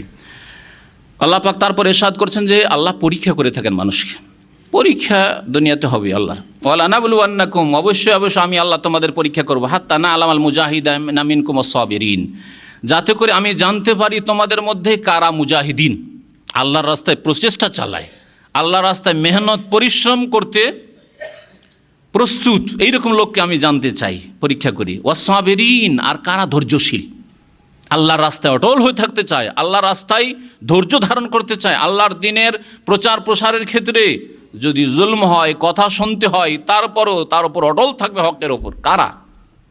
আল্লাহ পরীক্ষা করেন মানুষকে। তা আল্লাহ পাকের পরীক্ষা হবে। আপনি ভাবিয়েন না আমি মানুষকে দিন শিখাবো আর আমার পরীক্ষা হবে না, আমাকে ধৈর্য ধরতে হবে না, আমার উপর জুলম অত্যাচার হবে না, আমাকে খারাপ কথা শুনতে হবে না, আমাকে কেউ দাজ্জাল বলবে না, আমাকে কেউ ফিতনা বলবে না, আমাকে কেউ জালেম বলবে না, আমাকে কেউ কাফের বলবে না, এসব কথা ভাবিয়েন না। অনেক কিছুই বলতে পারে, নবী করিম সাল্লাল্লাহু আলাইহি ওয়াসাল্লামকে এর চাইতে বড় কিছু বলেছে তারা, তাদের পূর্বপুরুষরা। ওয়ানাবলু আখবারাকুম, এবং তোমাদের খবরের আমি পরীক্ষা নেব, তোমাদের অন্তরের খবর কি, কতটা তোমাদের ঈমান, কেমন ঈমানের পানিতে আছো, অল্প পানিতে আছো যে সুবিধাবাদী মুসলমান, যখন যেমন তেমন হয়ে যাবে, বাতাসের সাথে তুমি চলবে, আর নাকি তুমি দিনের উপর অটল থাকবে। আল্লাহ পাক রব্বুল আলামিন বলছেন হাত্তা না'লামাল মুজাহিদিন, আমি জানতে চাই। তো আল্লাহকে আগে থেকে জানেন না? তাহলে আল্লাহ যে বলছেন ওয়ালাবনাকুম, আমি পরীক্ষা করে জানবো, তাহলে বোঝা যাচ্ছে যে আল্লাহ পরীক্ষা করার পরে নাউজুবিল্লাহ জানতেন না পরীক্ষা করার আগে। ওয়ালানাবলুওয়ান্নাকুম, আমি অবশ্যই তোমাদের পরীক্ষা করবো, হাত্তা না'লামাল মুজাহিদিনা মিনকুম ওয়াস-সাবিরিন, যাতে করে আমি জানতে পারি যে তোমাদের মধ্যে মুজাহিদ কারা, পরিশ্রমী মেহনতি কারা, আর তোমাদের মধ্যে সবরকারী ধৈর্য ধারণকারী কারা। তাহলে বোঝা গেল না আলামার মানে যদি না আলামা এনেন জানা, তাহলে অর্থ এই হয় যে আল্লাহ আগে আগে জানতেন না, পরীক্ষা করার পরে বুঝতে পারেন যে এটা খাঁটি মুসলমান। ওদের যুদ্ধে যখন পরীক্ষা করলেন 1000 গেল, রাস্তা থেকে 300 ফিরে গেল, তখন আল্লাহ জানতে পারেন যে 300 মুনাফিক আর 700 খাঁটি মুমিন। এটাই কি না আগে থেকে আল্লাহ জানতেন? আগে থেকে আল্লাহ জানতেন। এই জন্য এই না আলামার তাফসির জানতে হবে। তাফসির কারগণ একটি শব্দ দিয়ে তাফসির করেছেন, না আলামা ইলমা জহুরিন, অর্থাৎ আমি এমন জানবো যেটা তোমাদের কাছে প্রকাশ করে দেব। আমি তো জানি, কিন্তু এই তথ্য লুকায়িত আছে। আমি জানি যে কে মুনাফিক কে মুসলিম, আমি জানি যে কে মুশরিক কে তৌহিদে বিশ্বাসী, আমি জানি কে সুন্নতের অনুসারী কে বিদাতি, কিন্তু আমি পরীক্ষার মাধ্যমে যে কে মুজাহিদ কে ধৈর্যশীল কে দিনের ওপর অটল, এসব পরীক্ষা করার মাধ্যমে এই আমার যে গোপনীয় জানাকে, গায়েবের জানাকে তোমাদের মাঝে প্রকাশ করে দিতে চাই। তাহলে তোমরাও জানতে পারলে। নবী করিম সাল্লাল্লাহু আলাইহি ওয়াসাল্লাম সাহাবায়ে কেরামরা এই ওহদের যুদ্ধের রাস্তা পর্যন্ত এখানে গিয়ে 300 ফিরে না আসলে জানতে পারতেন না, তা প্রকাশ পেত না, জাহির হইতো না, কিন্তু আল্লাহ পাক জানেন, এটা প্রকাশ করে দিতে চান, এই হচ্ছে এর অর্থ। আল্লাহ পাক রব্বুল আলামিন তারপর ইরশাদ করছেন কিছু পাপীদের কথা, 3টি অপরাধের কথা আল্লাহ উল্লেখ করেছেন এই আয়াতে। ইন্নাল্লাযীনা কাফারু ওয়া সাদ্দু আন সাবিলিল্লাহ ওয়া শাকুর রাসূলা মিন বাদি মা তাবায়্যানা লাহুমুল হুদা। নিশ্চয়ই যারা কুফরি করেছে, তাহলে একটি পাপ সেটা হচ্ছে কুফরি করা, অস্বীকার করার পাপ। ওয়া সাদ্দু আন সাবিলিল্লাহ, দ্বিতীয় পাপ হচ্ছে যারা আল্লাহর রাস্তায় চলতে বাধা সৃষ্টি করেছে। কুফরি করা এক পাপ, কুফরি করার পরে অনেক আছে কাফের নিজে অস্বীকারী কিন্তু অন্যকে বাধা দেয় না। যেমন ফিলিপাইনের পরিবেশে আমাদের এখানে যারা মুসলমান হচ্ছে তাদের অবস্থার অভিজ্ঞতায় আমরা বলছি যে তাদের অনেকে আছে একই বাড়িতে, ভাই মুসলমান হয়ে গেছে বাধা দেবে না, ছেলে মুসলমান হয়ে গেছে না ওকে জ্বালাতন করবে, ওকে কষ্ট দেবে, নির্যাতন করবে, এইরকম সাধারণত হয় না, কিন্তু অনেকের ঘরে হইতে পারে এটা। তাহলে কিছু লোক আছে যে যা ঠিক আছে তোমার স্বাধীনতা আছে, তুমি মুসলিম হবে হও, আমি বাধা দেবো না, কিন্তু আমি হব না। তাহলে কাফের সে, কিন্তু সাদ্দু আন সাবিলিল্লাহ নেই, আল্লাহ রাস্তায় বাধা সৃষ্টি করলো না। মুসলিম সমাজে যারা শিরক বিদাত করে তাদের মধ্যে এরকম আছে, কিছু লোক আছে ঠিক আছে তার ব্যক্তি স্বাধীনতা আছে, সে যদি মনে করে সেটাই সহি আকিদা আর সেটাই সহি রাস্তা, সেই রাস্তায় চলুক, আমি হয়তো মানবো না, তাহলে সে শিরক বিদাতের ওপর থাকলো, কিন্তু অন্যকে আল্লাহর রাস্তায় চলতে বাধা দিল না। কুফরির অপরাধ আছে, কিন্তু আল্লাহর রাস্তায় বাধা দেওয়ার অপরাধ নেই, কারোর মধ্যে আবার ওটাও আছে। আবার কিছু লোক আছে হয়তো নিজে কুফরি করে না, কিন্তু আল্লাহর রাস্তায় মানুষ চলুক এটা চাই না। বাহ্যিক মুসলিম সমাজের লোক তার কুফরি স্পষ্ট নয় যে সে কাফের, এটা স্পষ্টভাবে বলতে পারবেন না আপনি, কারণ মাঝে মধ্যে দেখা যায় যে নামাজে মসজিদেও হাজির হয়, হ্যাঁ মাঝে মাঝে জুমাতে ঈদেও দেখা যায়, ইসলামিক অনুষ্ঠানে এসে হাজির, যখন দাওয়াত দিলেন হয়তো, কিন্তু দেখা যাচ্ছে যে ইসলামের ক্ষেত্রে কেউ ইসলামের কাজ করতে, ইসলামী সংস্থা এনজিও ইসলামিক সংস্থা না, তার লাইসেন্স নেই। আর যদি খ্রিস্টান সংস্থা এনজিও যদি হয়, হ্যাঁ তার লাইসেন্স আগে থেকে আছে, অসুবিধা নেই। কাফেরদের যদি এনজিও হয় তাহলে তার জন্য লাইসেন্স সহজে পেয়ে যাচ্ছে, কিন্তু মুসলিম যদি কোনো এনজিও করতে চায়, দাতব্য সংস্থা খুলতে চায়, তার জন্য লাইসেন্স নেই। তো সাদ্দু আন সাবিলিল্লাহ করে না, আল্লাহর রাস্তায় চলতে বাধা সৃষ্টি করে, আল্লাহর দিনের খেদমত হইতে বাধা সৃষ্টি করে। তৃতীয় অপরাধ হচ্ছে ওয়াশাকুর রাসূলা, রাসূলুল্লাহ সাল্লাল্লাহু আলাইহি ওয়াসাল্লামের বিরুদ্ধাচরণ করে, নাফরমানি করে। হয়তো মুসলিম কুফরি করে না, আল্লাহর রাস্তায় চলতে বাধা সৃষ্টি করে না, কিন্তু নিজে রাসূলুল্লাহ সাল্লাল্লাহু আলাইহি ওয়াসাল্লামের তরিকার বিরোধিতা করে, ও নবীর তরিকায় চলবে না।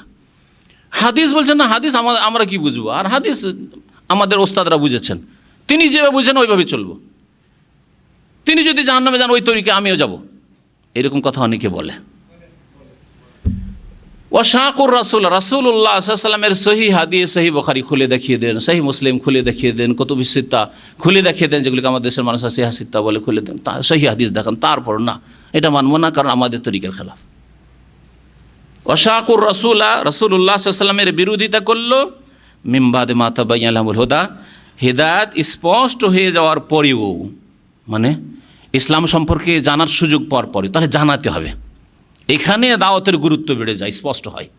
আপনি জানালেন, অনেকে আছে ইসলাম সম্পর্কে জানে না, ইসলামের দণ্ডবিধান সম্পর্কে জানে না, যদি জানতো চোরের হাত কাটা দণ্ডবিধান, জেনার শাস্তি সম্পর্কে আর কিসাস সম্পর্কে, আল্লাহ পাকের হিকমত, এবং আল্লাহ পাক রব্বুল বিধান কোরআনে কারিমে রয়েছে, রাসূলুল্লাহ সাল্লাল্লাহু আলাইহি হাদিসে রয়েছে, তাহলে হয়তো সে বিরোধিতা করতো না। কিন্তু সে জাহেলজ্ঞ, যদিও খুব ওপরে পৌঁছে গেছে, কিন্তু দিন ইসলাম সম্পর্কে তাদের কাছে সহি দাওয়াত পৌঁছানো হয়নি। সুতরাং আমাদেরকে বিভিন্ন পন্থায় ওই সব স্তরে দাওয়াত পৌঁছাবার চেষ্টা করতে হবে, যাতে তাদের জন্য তাবাইয়ানা লাহুমুল হুদা হয়ে যায়, হিদায়াতের পথ স্পষ্ট হয়ে যায়, হক বাতিলের মধ্যে তারা পার্থক্য করার মতো জ্ঞান পেয়ে যায়। তারপরে যদি বিরোধিতা করে রাসূলুল্লাহ সাল্লাল্লাহু আলাইহি তরিকার এই তিনটি অপরাধের কথা আল্লাহ বললেন, এর পরিণামে আল্লাহ কি শাস্তি দেবেন? আল্লাহ বলছেন লা ইয়াদুরুল্লাহ শাইআ, তারা আল্লাহর সামান্যতম ক্ষতি করতে পারবে না। কুফরি করলে আল্লাহর ক্ষতি হবে না, আল্লাহর রাস্তায় চলতে বাধা সৃষ্টি করে কাউকে ইসলাম ইমানের দিকে আসতেই দিলেন না, তাওহীদের দিকে আসতেই দিলেন না, শিরক বিদআতের মধ্যে ডুবিয়ে রাখলেন, তাতেও আল্লাহর ক্ষতি করতে পারবেন না। আর যদি রাসূলুল্লাহ সাল্লাল্লাহু আলাইহি ওয়াসাল্লামের নাফরমানি করে বিদআতের প্রচার প্রসার ঘটায় লা ইয়াদুরুল্লাহ শাইআ, তবু আল্লাহর ক্ষতি করতে পারবে না,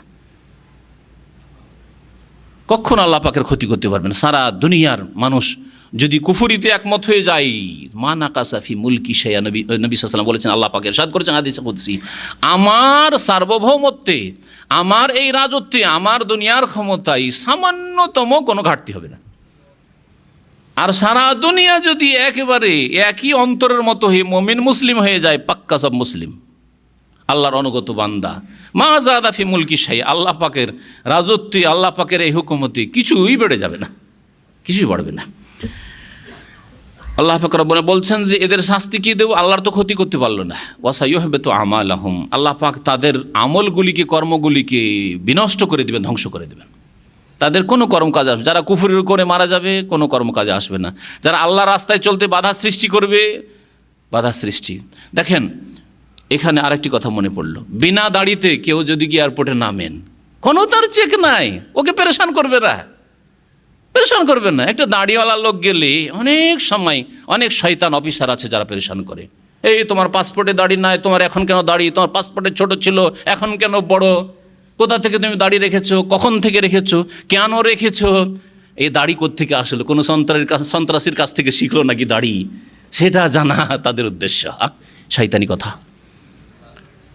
দাঁড়িয়ে রাখলে পেরেশান করার চেষ্টা করে, আর দাঁড়িয়ে রাখেন না অসুবিধাই নেই। নামাজ পড়লে টুপি দেখলে পেরেশান করার চেষ্টা করে, আর নামাজ না পড়ে তাহলে কোনো অসুবিধা নেই, চলে যান।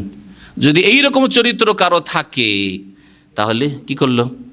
আল্লাহ রাস্তায় চলতে বাধা সৃষ্টি করলো। অনেক লোক আজকাল দাঁড়িয়ে রাখতে চাইছে, কিন্তু মন হচ্ছে দুর্বল ইমানের মন।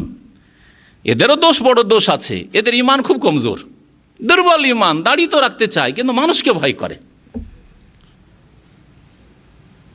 ওয়াল্লাহু আহাক্কু আন তাখশা, আল্লাহ পাক কোরআনে কারীমে বলছেন, আতাখশাউনান নাস, মানুষকে ভয় করো, ওয়াল্লাহু আহাক্কু আন তাখশা, আল্লাহকে ভয় করা উচিত। আসলে আল্লাহকে ভয় করা উচিত। যে ব্যক্তি আল্লাহকে ভয় করবে, লা ইয়াদুরুল্লাহ, সে আল্লাহকে কেউ আল্লাহর ক্ষতি করতে পারবে না, আল্লাহর বান্দারও ক্ষতি করতে পারবে না, হয়রান করবে শয়তান, কিন্তু কিছুই করতে পারবে না।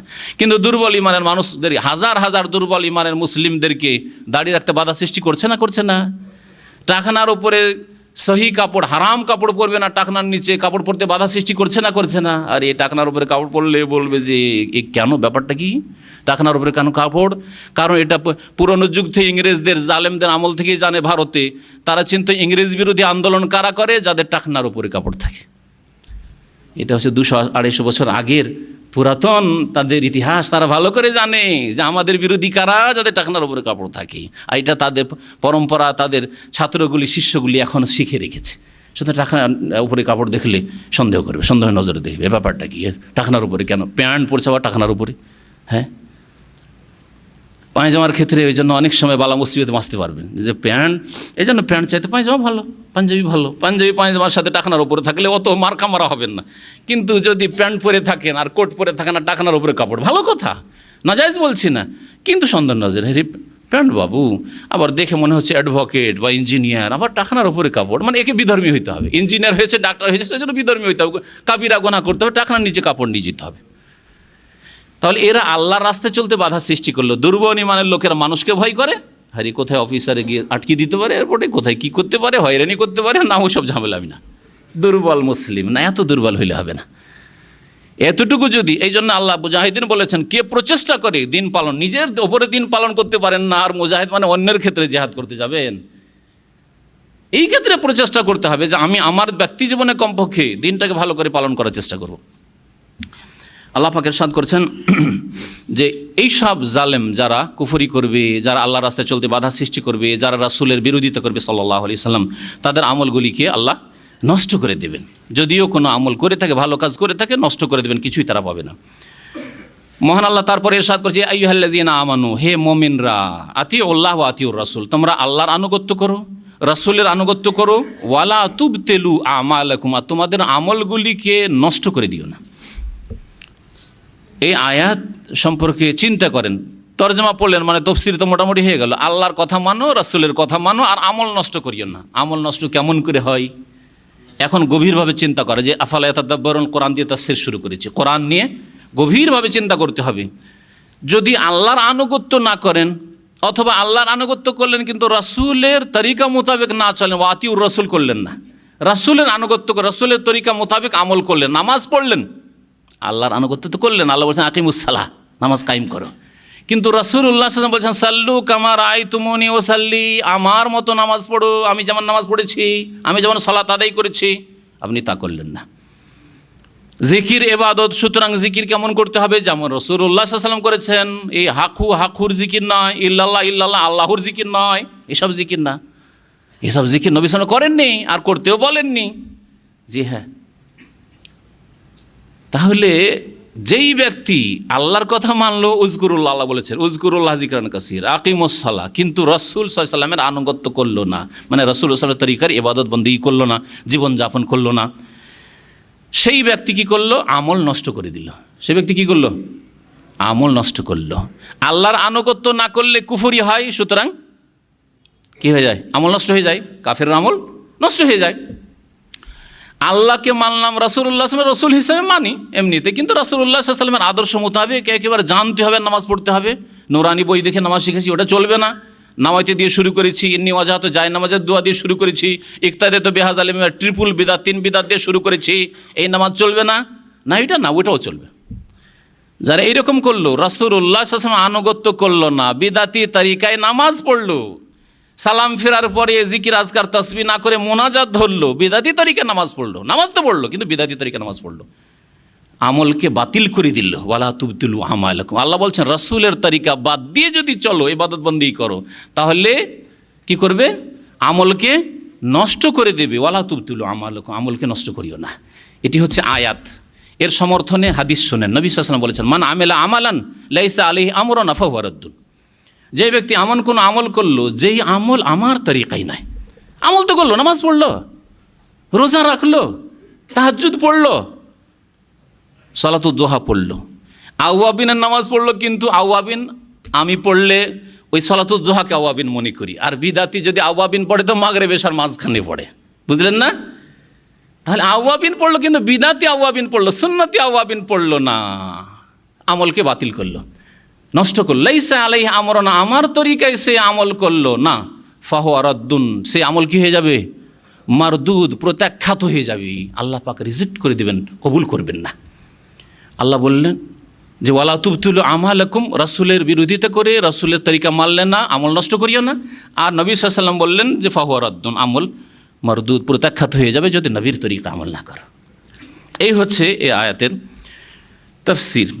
তারপর আল্লাহ পাক ইরশাদ করেছে, ইন্নাল্লাযীনা কাফারু ওয়া সাদ্দু আন সাবিলিল্লাহ সুম্মা মাতু, যারা এইরকম কুফরি করে মারা যাবে তাদের পরিণাম কি হবে, বলছেন নিশ্চয় যারা কুফরি করলো, ওয়া সাদ্দু আন সাবিলিল্লাহ, আল্লাহ রাস্তায় চলতে বাধা সৃষ্টি করলো, সুম্মা মাতু, তারপরে মারা গেল, ঈমান তৌফিক হলো না, তাওহীদে আসার তৌফিক হলো না, আল্লাহ এবং রাসূলকে বিশ্বাস করার তৌফিক হলো না, সুম্মা মাতু, মারা গেল, ওহম কুফার, কুফরি অবস্থায় মারা গেল, ফালাই ইয়াগফিরাল্লাহু লাহুম, তাদেরকে আল্লাহ পাক কখনো মাফ করবেন না, আল্লাহ পাক তাদেরকে কখনো মাফ করবেন না। স্পষ্ট তাইলে মনে রাখবেন যে ইসলাম ছাড়া আর অন্য কোনো রাস্তায় কোনো নাজাত নেই, কোনো পরিত্রাণ নেই।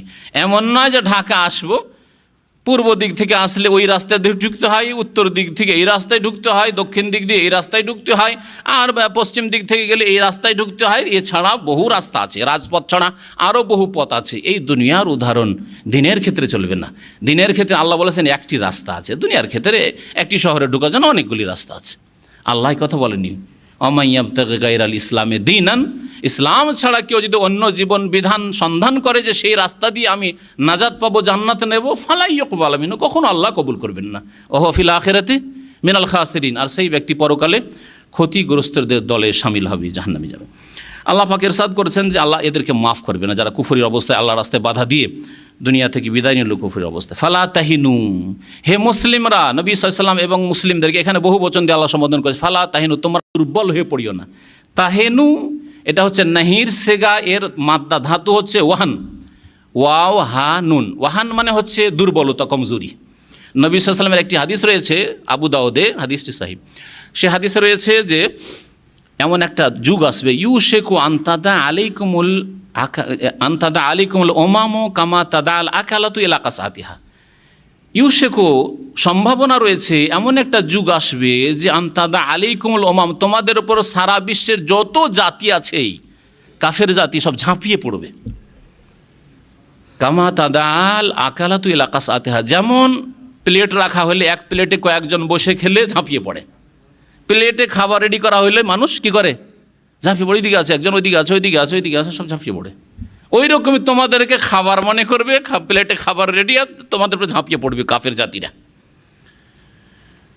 নবী সাল্লাল্লাহু আলাইহি ওয়াসাল্লাম সাহাবারা জিজ্ঞাসা, ইয়া রাসূলুল্লাহ ওয়া মিন কিল্লাতিন নাহনু ইয়াউমাইযিন, সেই দিন কি আমাদের সংখ্যা কম থাকবে সেজন্য আমাদেরকে খাবারের মতো মনে করবে আর আমাদের উপর ঝাঁপিয়ে পড়বে বিজাতিরা? নবী করিম সাল্লাল্লাহু আলাইহি ওয়াসাল্লাম জবাবে কি বলেছিলেন, বাল আনতুম কাসীরুন ওয়া কাসীর, বরং তোমাদের সংখ্যা অনেক বেশি থাকবে, অনেক বেশি থাকবে, কিন্তু কি জন্য? তারপরে ওয়ালাকিন্নাকুম গোসাউন কাগোসাইস সাইল, তবে তোমাদের অবস্থা হবে বন্যার ফেনার মতো, বন্যাতে ভেসে আসা ময়লা আবর্জনা খড়কুটোর মতো। কাগোসাইস সাইল, যেমন সাইল মানে বন্যা, বন্যাতে যেমন ভেসে আসে, ফেনা আসে আর ময়লা আবর্জনাগুলি খড়কুটো আসে, ওই রকম অবস্থা হবে। এইদিকে ওইদিকে ধাক্কা খাচ্ছে আর ছিন্ন ভিন্ন হয়ে যাচ্ছে, ফেনা অনেকগুলি জমছে, ময়লা আবর্জনা জমছে, আবার একটা ঢেউ আসলে ছিন্ন ভিন্ন হয়ে যাচ্ছে। তোমাদের অবস্থা ওই রকম হবে। কেন হবে? নবী সাল্লাল্লাহু আলাইহি ওয়াসাল্লাম বললেন যে তোমাদের অন্তরে ওয়ালা ইয়াখযিবান্নাল্লাহু ফি কুলুবিকুমুল ওয়াহান, আল্লাহ এই ওয়াহান শব্দটা দেখাবার জন্য এই হাদিসটা পড়লাম। তোমাদের অন্তরে আল্লাহ পাক ওয়াহান সৃষ্টি করে দেবেন, দুর্বলতা সৃষ্টি করে দেবেন, সাহস হারিয়ে দেওয়া, সাহস হারিয়ে ফেলবেন, কোনো সাহস নেই, কাপুরুষ হয়ে যাবে। তোমাদের অন্তরে আল্লাহ পাক দুর্বলতা সৃষ্টি করে দেবেন। ওয়াহানের অর্থ বা তাফসীর ব্যাখ্যা সাহাবীরা বুঝতে পারলেন না, জিজ্ঞাসা করলেন ওয়ামাল ওয়াহান ইয়া রাসূলুল্লাহ, ওয়াহান মানে কি?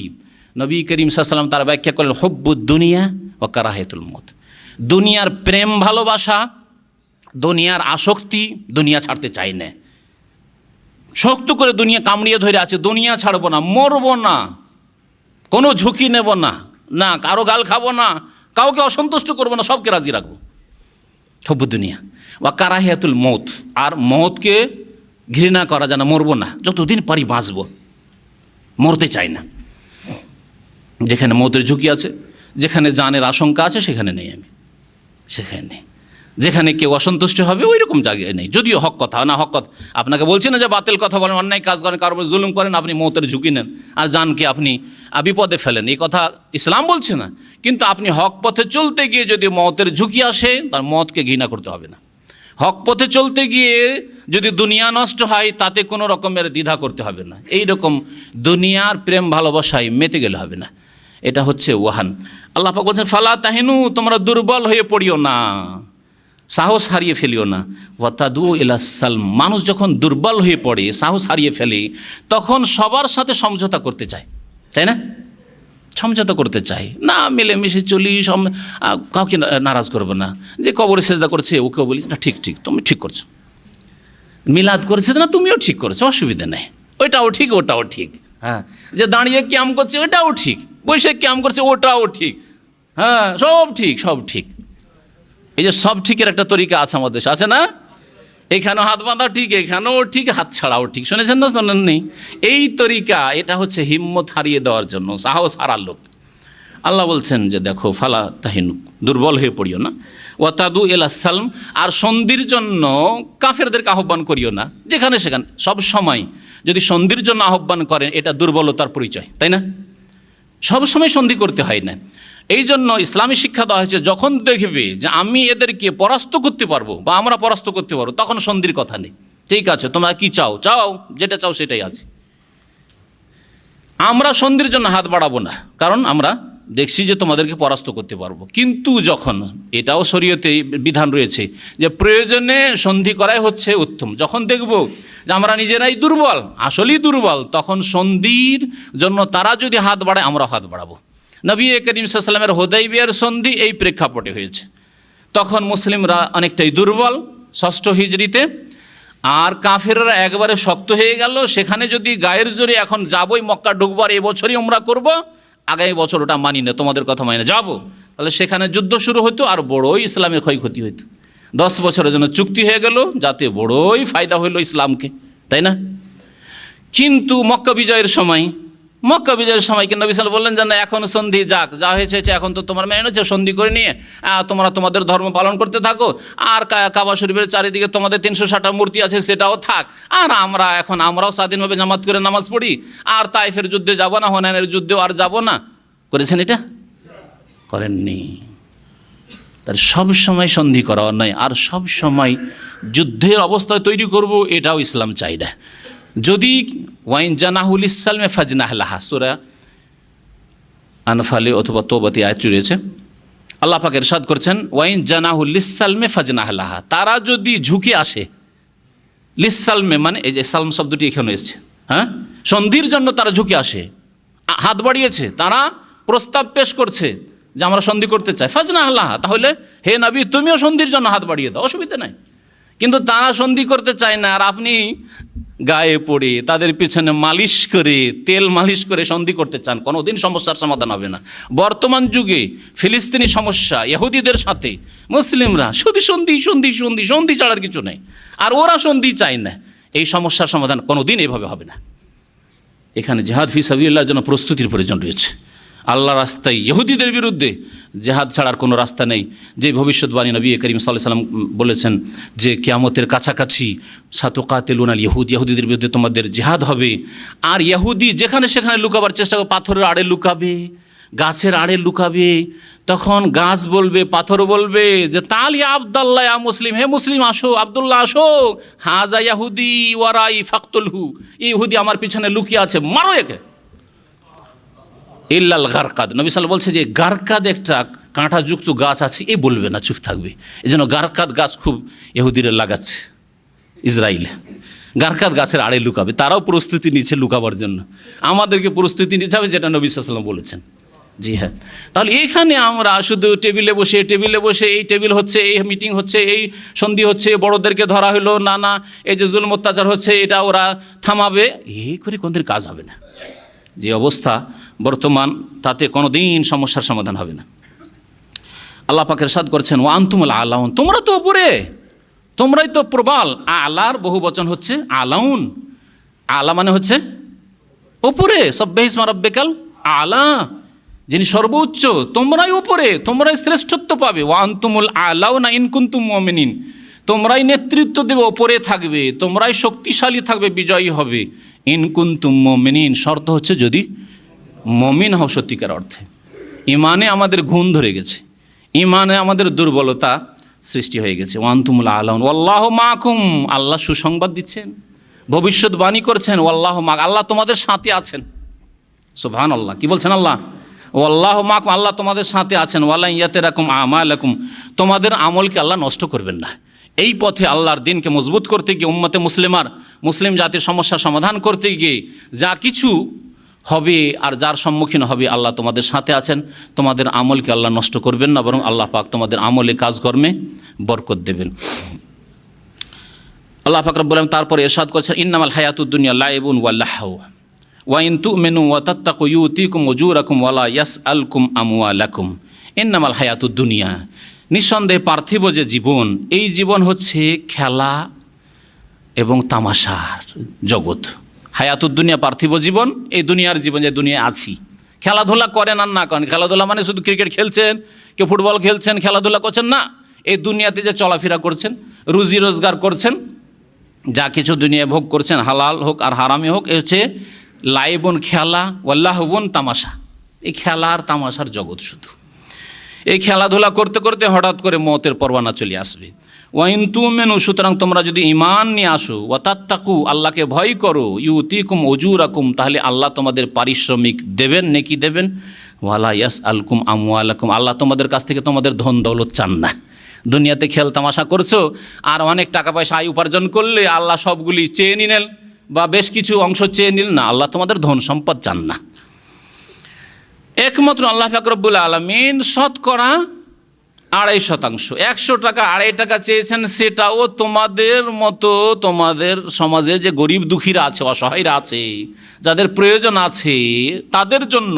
আজকে তুমি আমির হয়ে পয়সাওয়ালা হয়ে ওই গরিবকে যদি না দাও, কালকে যখন তুমি গরিব হয়ে যাবে অন্যরা দেবে তোমাকে।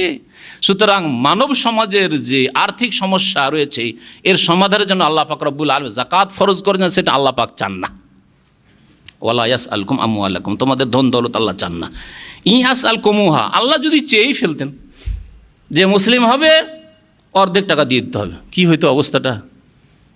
আল্লাহ মাফ করে, আমাদের মতো লোকের অবস্থা খারাপ হয়ে যেত, তাই না? সুবহানাল্লাহ। ওমর রাদিয়াল্লাহু অর্ধেক মাল স্বেচ্ছায়, আল্লাহ চাননি তবু এনে দিয়ে দিলেন।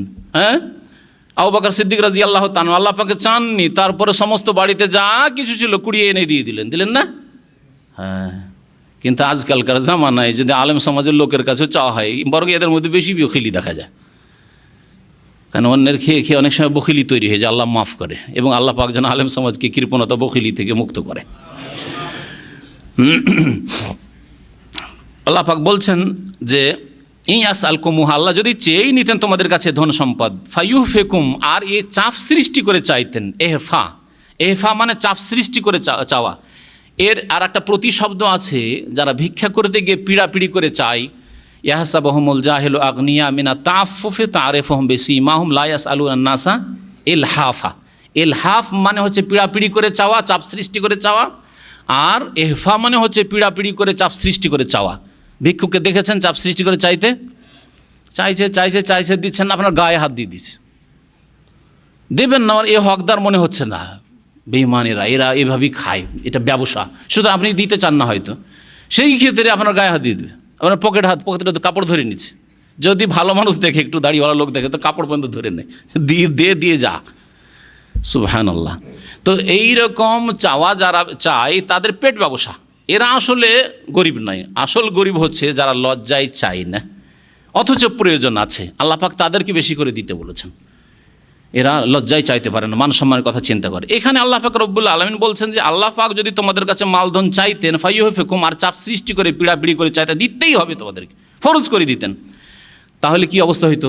তাবখালু, তাহলে তোমরা বখিলি করতে লাগতে। ওয়ায়ুখরিজ আযগানাকুম, তখন তোমাদের অন্তরে যে বিদ্বেষ ভাব আছে তা বেরিয়ে পড়তো, আল্লাহ বের করে দিতেন।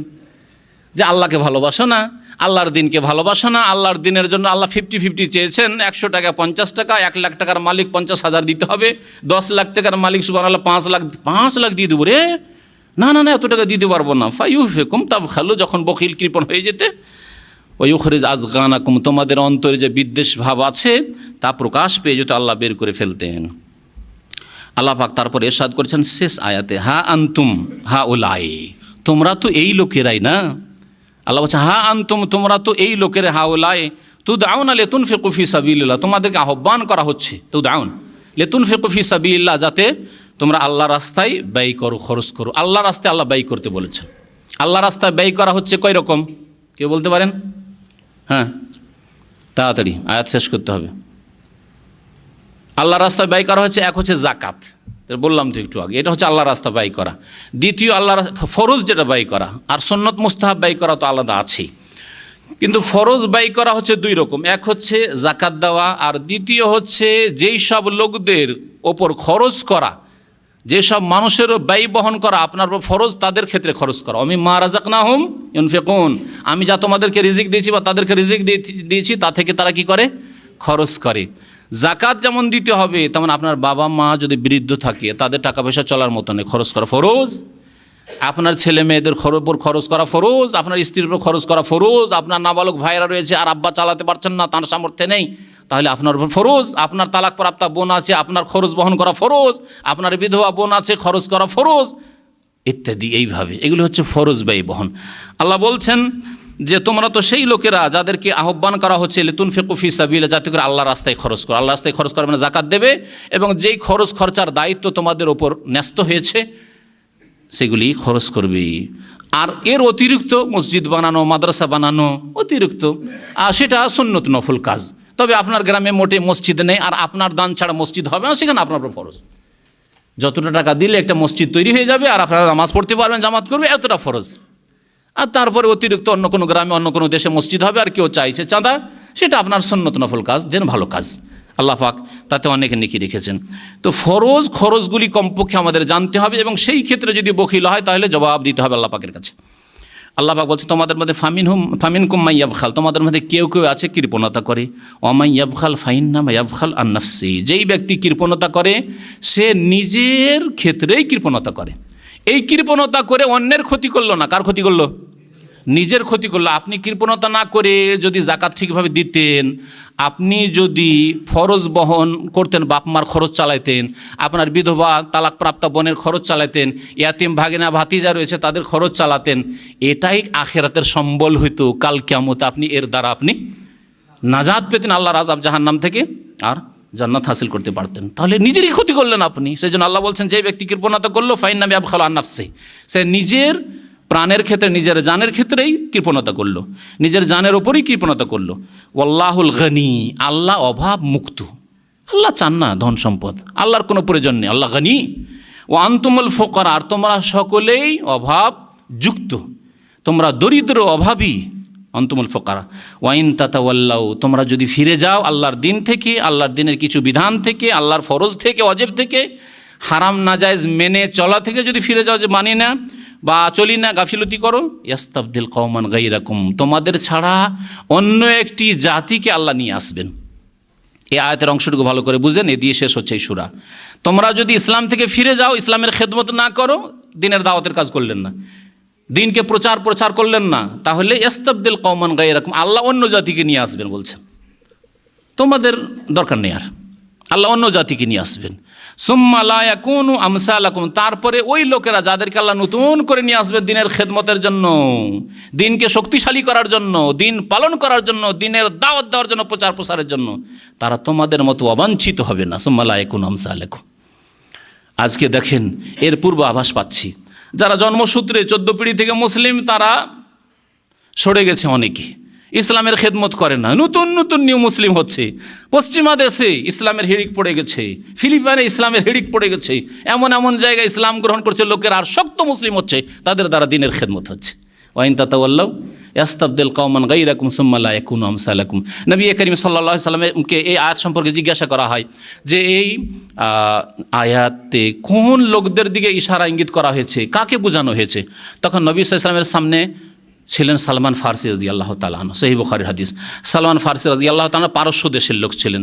তার দিকে ইশারা করে বললেন যে লাউ কানা দ্বীনু বিসুরাইয়া, দিন ইসলাম যদি ধ্রুব তারাতেও থাকে, তাহলে সেখান থেকে লা না লাহু রিজালুম মিন হাউলাই, তাহলে এই পারস্য দেশের বা এই সালমান ফারসির এলাকার ওই সব অঞ্চলের কিছু লোক ওই দিনকে সেখান থেকে হাসিল করে নিয়ে আসবে।